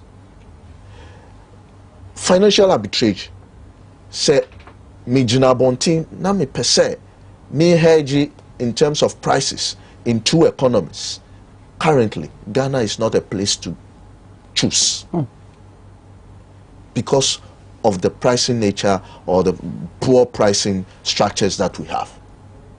And it goes to affect us more and deeper than we think. Yeah, to make us say, oh, fuel prices. Now, if you are driving just a 1,800cc vehicle, you are spending 70 cedis or 80 cedis driving a kilometer. And that is where the issue is. Why would I invest in such an economy with very high prices, very high inflation, which is being propelled by the same fuel pricing issue, right? Not to talk of the fact, say, yeah, so no, we could have that ability to buy our crude and produce. But we let that slip by. We share your budget from 2017 all the way to 2020. To me, who investment, papa biya yet to me, yes, or Maya, that can pay back anything we have done. Or any decision. What investment, papa biya or budget? For budgets now, from 2017 all the way to 2020 was hinged on consumption. Say try a new man. Okay, investment papa and a typical example. Well, we had thought that we could actually put in shape. Before President Mahama left off, we were talking about a similar investment into that industry and building the carbon industry well, enhancing it. What happened? A new government took over and that talk was gone. But what are we suffering now? What we are suffering now is that we did not continue with that program to ensure, say, yes, after Dwabo, what follows? Okay. Yeah, those things. Okay. What we did for the entire period, the programs we did was more towards winning an election than a proper investment are able to me atia and when you have done that, you don't expect, say, you turn around and make money. Now what we are doing is, say, we have to, because we have opened our financing gap right from 2019, we need, and we have not, all the investment are mold.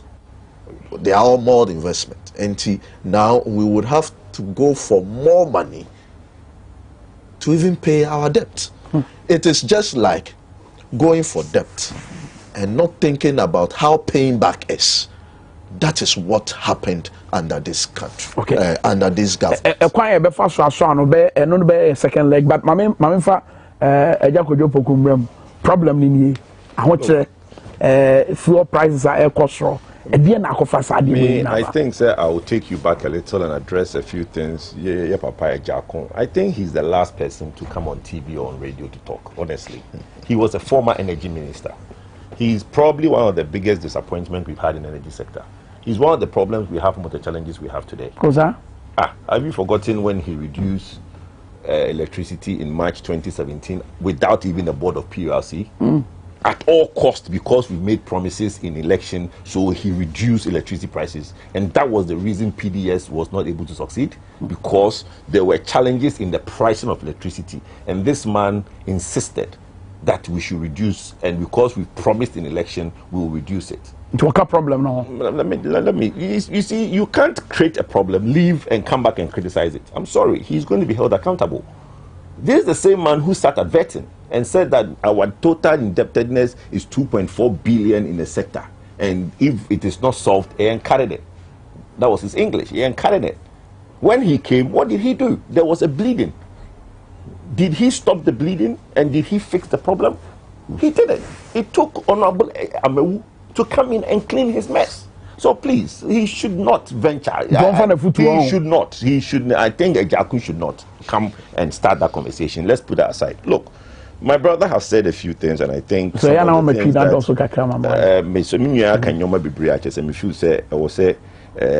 most of it I agree, which is building resilient economy, one that measured with GDP, because I've also had challenges with that GDP measure.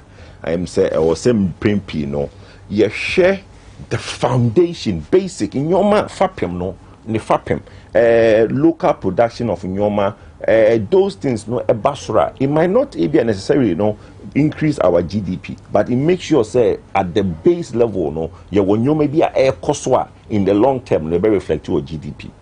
You the year compare Togo, Ivory Coast. Look, there's a fundamental error there. Only safer countries. The safer countries, and everybody has admitted it, say about 25% of the challenge in the pricing is seeding and hoarding. Now, to me attribute to seeding and hoarding to a number of factors, because seeding, say in the last 4 years, and year stable, year on year, you're depreciation. But safer is very stable than the city. Intina se nyoma bi say cost omo o share omo pricing of petroleum products it will not cost to say yenye de. And then I'm almost safer na gina fa ko. Yes, France. The safer is benchmark to France. The euro, which is the France country, and the backbone of the safer. Safer is not controlled by them. Safer is controlled by France. Okay, and o share table na compare safer zone na fair, because o share Nigeria, the Naira too is going through the same problem. And to share Nigeria and Ghana, now share depreciation of local currency because of the world economics. We realize the cities in the local countries are not doing well. Again, the government from 2017, Matinal program is working. Say you started when your Papa Mahama time say there's a problem, and the here wa Ghana to cut back and to do a nyoma or see a nyoma bema economy the FAPEM because na in and austerity in here. And Mimi kind say you have pananado and your man all cast obey 2017 now. Austerity na you yeah, by 2017 to 2020. Austerity see a better austerity or see a bo in Jaboswom. Okay. Because your share economy na your papa John Dramani ma the giant na in Sifapin papa so. Inti anka coming to 2017 no, or see a boy Jaboswom, then you maybe no, you shouldn't ye. Yanye. It be need ye, you have paid. But 2017 no say economy no Fapin me pa. Can say, but it has come to roast. If you didn't know 2017, Bepacho, yeah, na make some no it's see the American. But what they make comment? No, but I didn't see 2017. And I make a choice and make Kojupoku na make the make a choice say. A year and famine comment. It's 2017 no more. Why the boy? Economy no. Why do you want me to speak to for somebody? No, make us economy. I'm not speaking for somebody. No, it's not just anybody. No, but where your economic managers no? Who? Head of economic management team, Dr. Mamadou Baumia. Obobekache in 2017 they say economy no fapem no baby ejina no. Ejina so pampe very resilient. And I will say and yes let's move on. So it means does it mean say no more no, does it mean that no, does it mean that the omuka no more does it mean it's omuka etro ti America no wo Ghana ni omuka etro ti the American said what you need going forward is that we need to be able to have a system until no church want to say you compare safer zone now it's not fair because you will have unique a year Emma so share economy na you sisi na ya na nyu no ka say enye COVID and enye Ukraine and Iraq. Look, you mean you say at every 6 to 7 years no. Enye 6 to 7 years no. Enye petroleum crisis so. It's a curve. World economy no goes through shocks. In 2007, 2008, the world market crisis which happened in America, Lehman Brothers and all the market crashed. That's the problem. Then you come down into the 2014, 2013, there about 2015, 2014, there was a problem worldwide. It's not just a full crisis. Then we went through COVID. Then we've now come to a war. Now they are saying PTS and say Russia and Ukraine, about India, they are the two largest exporter of food. About Fango Russia is the second largest producer. It is two things will happen. There is less supply of some product on the market. Into the Ube say one, aside difficulty, a house will be demand and supply. There is more demand, less supply in cost Russia and Ubio. Then because a corner cost embargo, Ghana, we are fortunate. Product ni nyabi top. Amano enkoko nkropia omunya product ni bi top. Me no ka say Nigeria omunya diesel top. Enti yempo de nyabi top ba ni bo na eden. Ene obi so na aban no onyi taxes onyi we. O hwe 13.1 price na e wo forecourt na. Taxes ne margin levies 2 cedis 20 pesos per. This man say I buy na buy and now also me announcement me 2 cities 20 pesos na free more. Still it's 11 cities, which is still expensive. And you no more say na buy any taxes and I buy yes I buy yes if at time what can be. Say you dey into me be amfa ho. See you taxes ni na kra free so today fuel at the pump will be 11 cities, which is still 5 times higher. Sorry, 5 Ghana cedis higher than what it was 2 years ago. America $dollar problem. Petrol price up 3 times. It was $2 a gallon. Today it's $6 a gallon. Enti say ye disa asem no eba nya behwe de ekoso wo Ghana ha. Enti na make say it doesn't matter. Wow, we are aban. This problem will hit you. Because you can take away the dollar to the cedi conversation. Yes, the cedi strength in alcohol, but that only accounts for 20%. But the challenge in this conversation, there be a boss or yana ujani free. And sema omukai wabra hold on. Why are we going back? That is it is. But how does that work? No, hold on. How does Asemo Bikai fit in this conversation? Because uncle for no omuka omun Omon 7 ye so de to aba. Ya to aba wi. E na omaba aba wi. E na omo hye eba ahodo. and omo ka say sa bo no omo say no omo be ba be so. Now remember, sa global issues here now we raising as far back as 2014, 2008, say na reality and yin. But why were they making those promises? But and I may catch yourself, I have condemned it. But you want to go back and ask me a question? I mean, me support this. I know. Me say me Kojupoku 2016. Me say idea in here was austerity. Ya anti-austerity. And even in 2017, when the first budget, really first budget, me try TV so can say budget here, ya papa kind of write reading. There is no austerity. And we are going to have challenges because economy ni fapem no. Look, you can tell me you can or no afraid BB say a cure or the blue cures finance minister. Blue cures finance minister. Yes. Me, I won't say that. But me problem is a Ministry of Finance. If our solution to problems is to now borrow, it will show you up.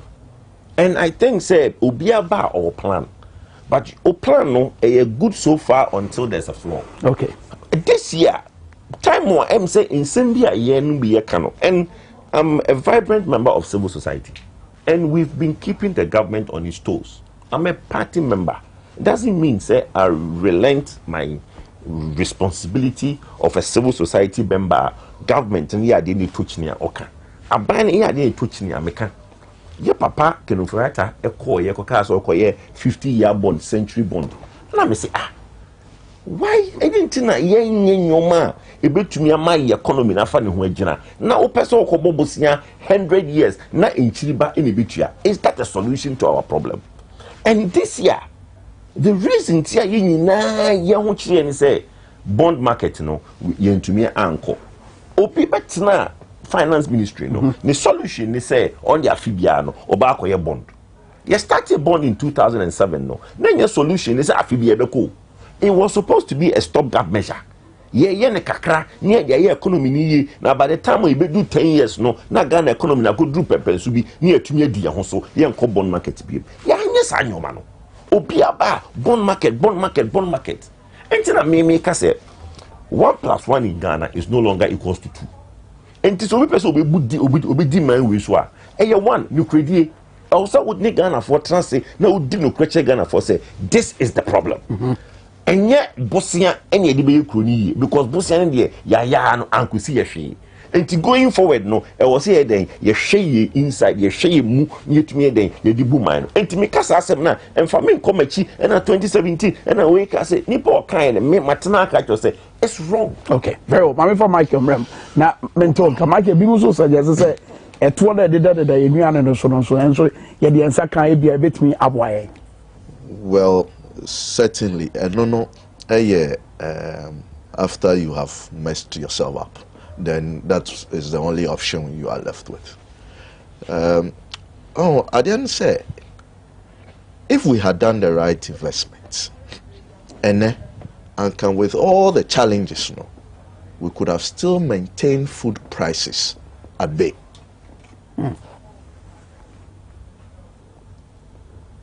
Go up north, or make a child say, and then no fertilizer board, inputs ne board, a cost. But what is the biggest cost in terms of production? It's labor. Has labor gone up?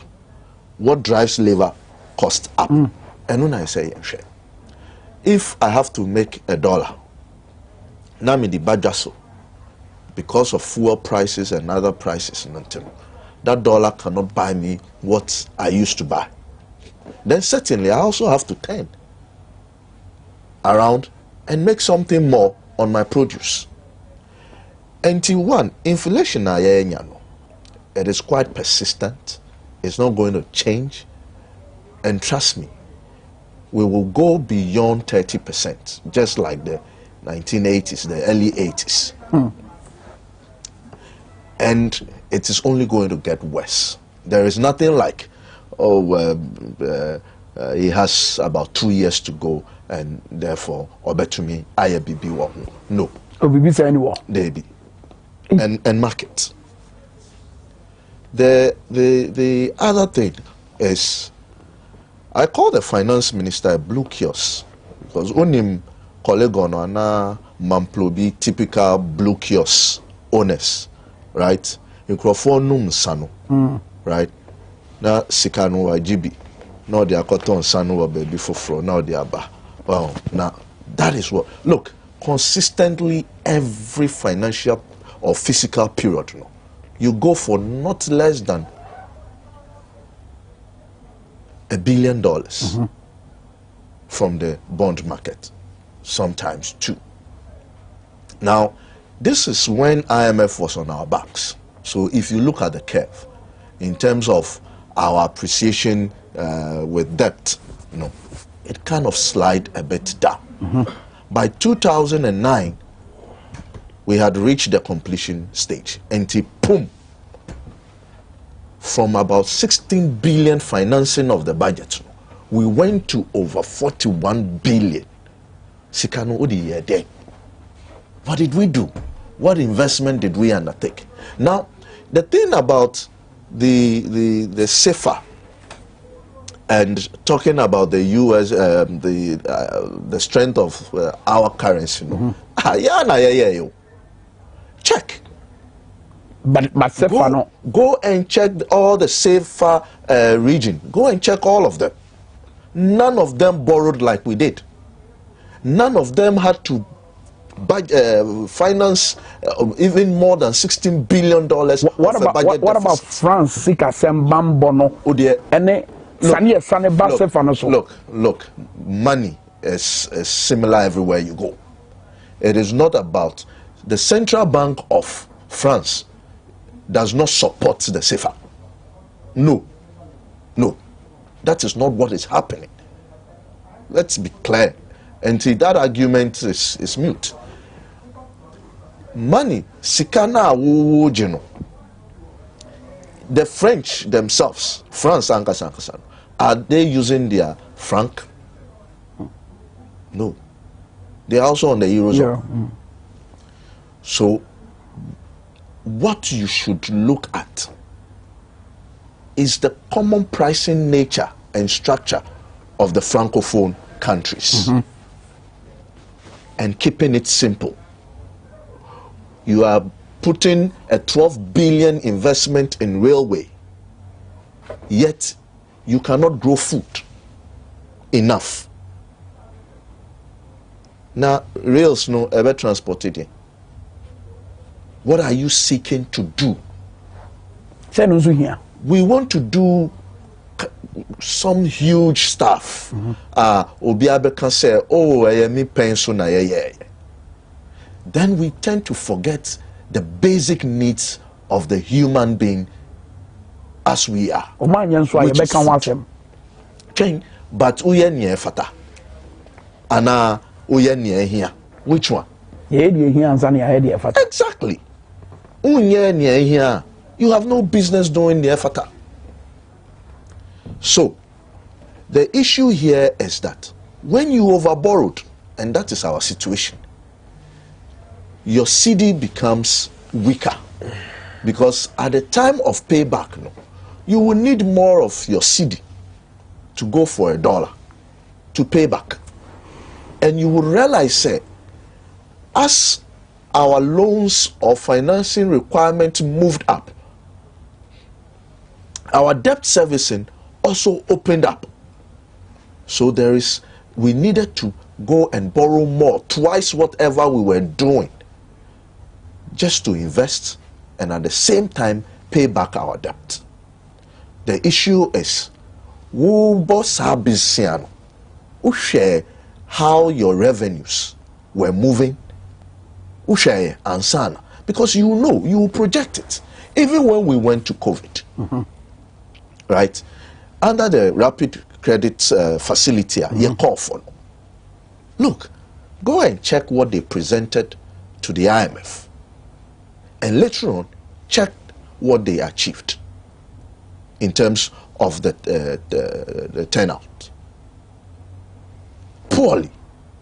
It's just like you just don't care. I want to spend for consumption. But look, it was not about the global crisis or the pandemic. It was about winning an election in 2020, and nobody can take that away. It's pure and simple.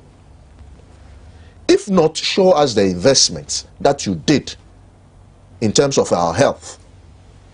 Because COVID was about a health issue. Based on the joint COVID. Exactly. So we tested, hold on, everybody was tested, all the numbers were tested, those things were not investments. Wait. Oh, show us the figures. What figures? No. But everybody that was, everybody that, the national testing, hold on. You finance a budget of about 41 billion. Show us what percentage of that was used. PPs.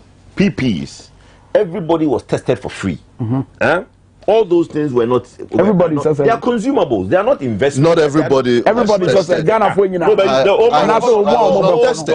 testing na numbers ne kosro no. Na fu some triaka. Everybody now. Obia ye testing ni bia ye call Gucci bia ko Gucci was charging. No more you saying. The numbers no they were who. The nation.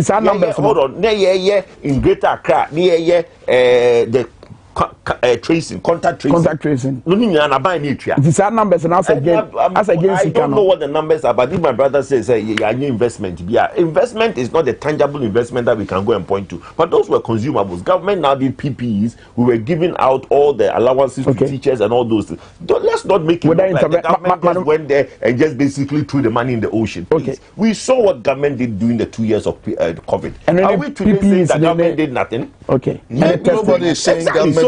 So we might disagree with the numbers, and we want the minister to come and show us the numbers that we are all calling for. Let government come and show us the numbers, but let's not sit back and say abaya nyeshi. Mr. Finance Minister abaya because finance. This country was in comatose. Listen, this country was in comatose for 1 year, from March to March. There was nothing. Okay, workers, most government workers. It wasn't. But hold on. Listen, private sector lockdown. Can I say something? Please, government workers who was laid off. Private sector laid off. Me, my workers for 8 months, I was paying them 50%. Which government worker can say today's are buying 50%? Okay, government paid everybody 100%. What are the issues? Michael, we are ungrateful as a nation. Ungrateful. So mine. Oh yes. Okay. Because today everybody wants to make it look like the Nanado did nothing.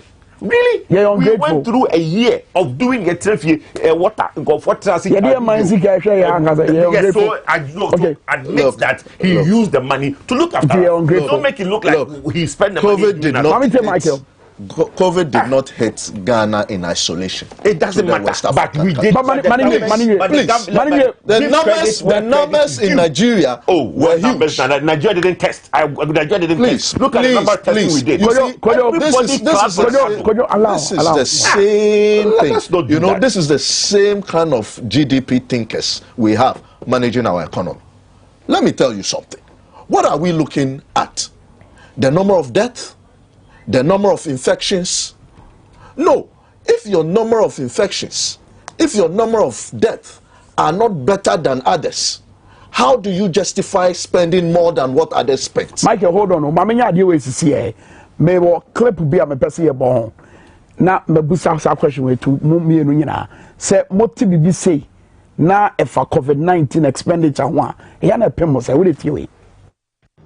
And Alasan, I think last month or so, he made another comment. And as usual, people will say that, oh, madam, you are above it, don't talk. But let me tell you, if somebody closes his eyes to damage you, there is nothing like you are above responding to such a person. That one day, I will not take it.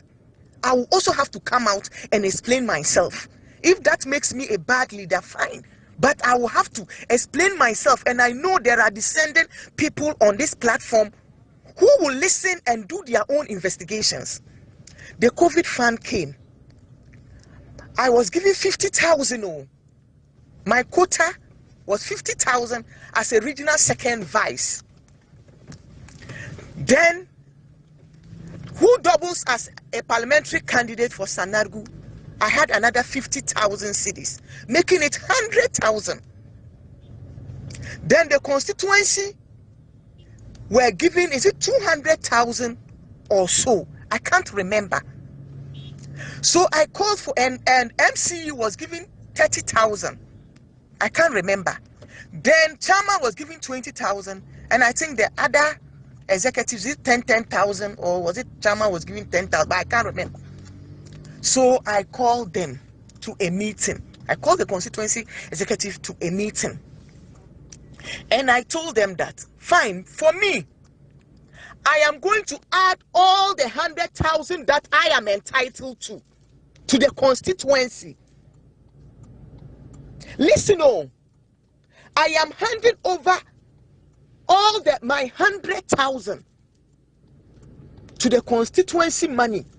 I didn't ask any executive to add his money.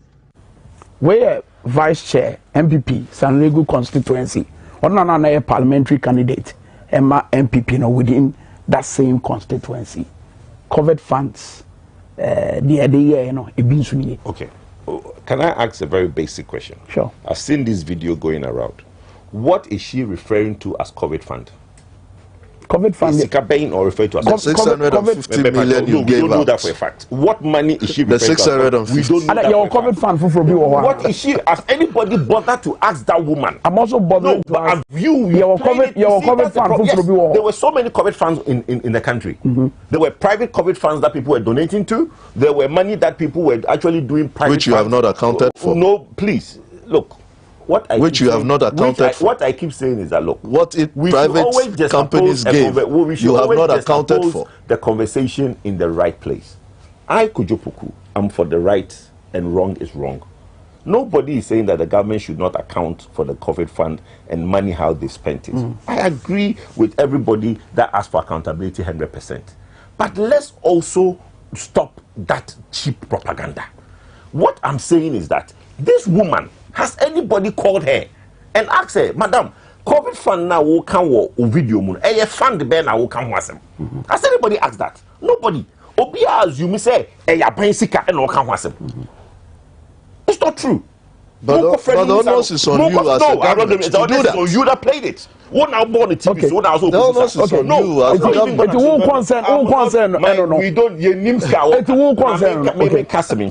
Me name asem sika kra wo ka no abotepu no. Wo ansa na ka abotepu no. E also ko busa ma me say mami asem be sika be na wo ka ho asem. What do you mean say e ya ban sika no ka ho asem. Nya ban sika no ka ho asem. But ye fe no nto nche. Ye make but the way wo can answer the one why wo hwehwe me ehunhia wo na wo bo. No what case should be as enya ban sika. E ya na o ne Ghana food deal. There were private monies given. There were a buying sika. Yeah, I was said the bia obiti ase ne say sika ekoto a buying coffers. To me, any says can no enfan kenisa. The contract the bia munya krata say oh finance minister releases can say finance minister because and sana will be you one see the every treasury no. There's a trail. It's simple, sir. The man who say, "Obi, it's a friend on tonches." I take plan boy, and who the body will steal your time and back us apart because there's one for so. There's one for so, and say, "Me, ya name ya," and say, you feel says you cannot net doors. You who they are binding here, yes, have that conversation. But to me, ya can say, ya net not one year. That's my head because me, no one I was against. Oh, massa. Oh, another 1 hour. PPs. Oh, another 1 hour. So bet my another 1 hour. Bet my another 1 hour. I'm not gonna repeat it. If you don't know what the government did, that means you're test them. Let's leave it. If you don't know what the government did within the community, Ghana for you ungrateful. If you don't know, you're ungrateful. But let's move it on. What the main can say? Say, if you say, "Bia, you feeding kwara." Yeah, the 100,000 if feeding kara, there be a dozen and so I'll say 20,000. Let's have that conversation. But men can say you're feeding kara. So if you say be a buy no my free water or my free electricity, if you say can a dozen and juice, let's have that conversation. But when I hear people say na because I'm an unimpenning be a born a basso, and now do I idea was saving lives. Ghana for PG2 Musa Wayadi, and then the politics in Teno. Yes, it did. That's it. Michael, last words. Well, I would like to have a last word. Ivory Coast for one saving lives. Oh, how your point? Ivory Coast, someone saving lives. Togo, someone saving lives. Burkina saving lives. We don't know that for a fact. Well, we don't know that for a fact. You've not been to Ivory Coast. No, that's his time. You let me speak. Yeah. Nigerians saving lives, right? But your performance and the statistics are there. Oka Niabanye was to lock down, which drive down demands. And the lockdown was partial. It is to do with the main cities. That is one. But of course, most of our trading, were cities. And so some amount of businesses were affected. Or see or no, or 3 or 50%. I paid 100% for all the You can afford it. I was resilient. I was forward looking. No, every business did 50%. So I don't know why you did 100%.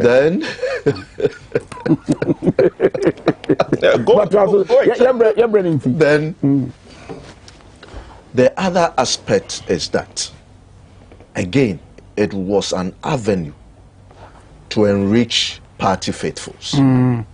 I'm saying it here. Let the NBSSI comes out clearly and tell us the performance or recovery of the 650 million that they distributed to businesses, because that was supposed to go to businesses to support them for the period, right? They should come and give us the figures. If it is not for cheap politicking, then come and tell us the investment that went into providing food for people, whether it went to caterers or the wives of party chairmen in every constituency. Come and tell us. What are we? We are not kids in this country. Very well. Michael, messages. Hold on, messages are teacher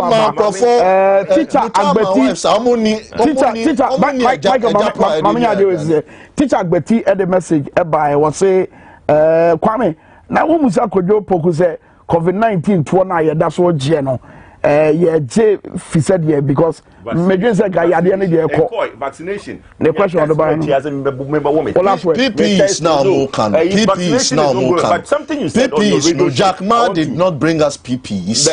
How did we account for them? Did we pay for those testing? Did we pay for them? But 10 o'clock we paid for. Prince Okasim be public company and private company. Please research into it. So that document no get to the Jana was so mu is wrong. Document is fake. No, I'm saying it's fake. It's wrong. And then wrong because there's a difference between a private limited company and a public limited company. Go and research it and educate your public. I say because any penny until I say a private. No, but he should know better. A public registration. You should know better repeating it. A public registration and a private registration, there are purposes for it. National Cathedral can be private registration, but a public EC can be private. VR in private. All the government companies are not private registration. Are they public? But most of government institutions. When we see the Form 3 and Form 4, we will know whether it is public limited liability or a private limited liability. Are private registration and not public. Public is only when it's to but you see, who are you faulting? Who are you faulting? A government who has the responsibility of giving us disclosures? No, but he went. The disclosure is there. He went and took it and did mischief with it. And you are okay. Abanyofo de uja mo say ya obekasa say ya. Ochenya me adoma e be say Dwabo Ase Power 97.9. Bye bye.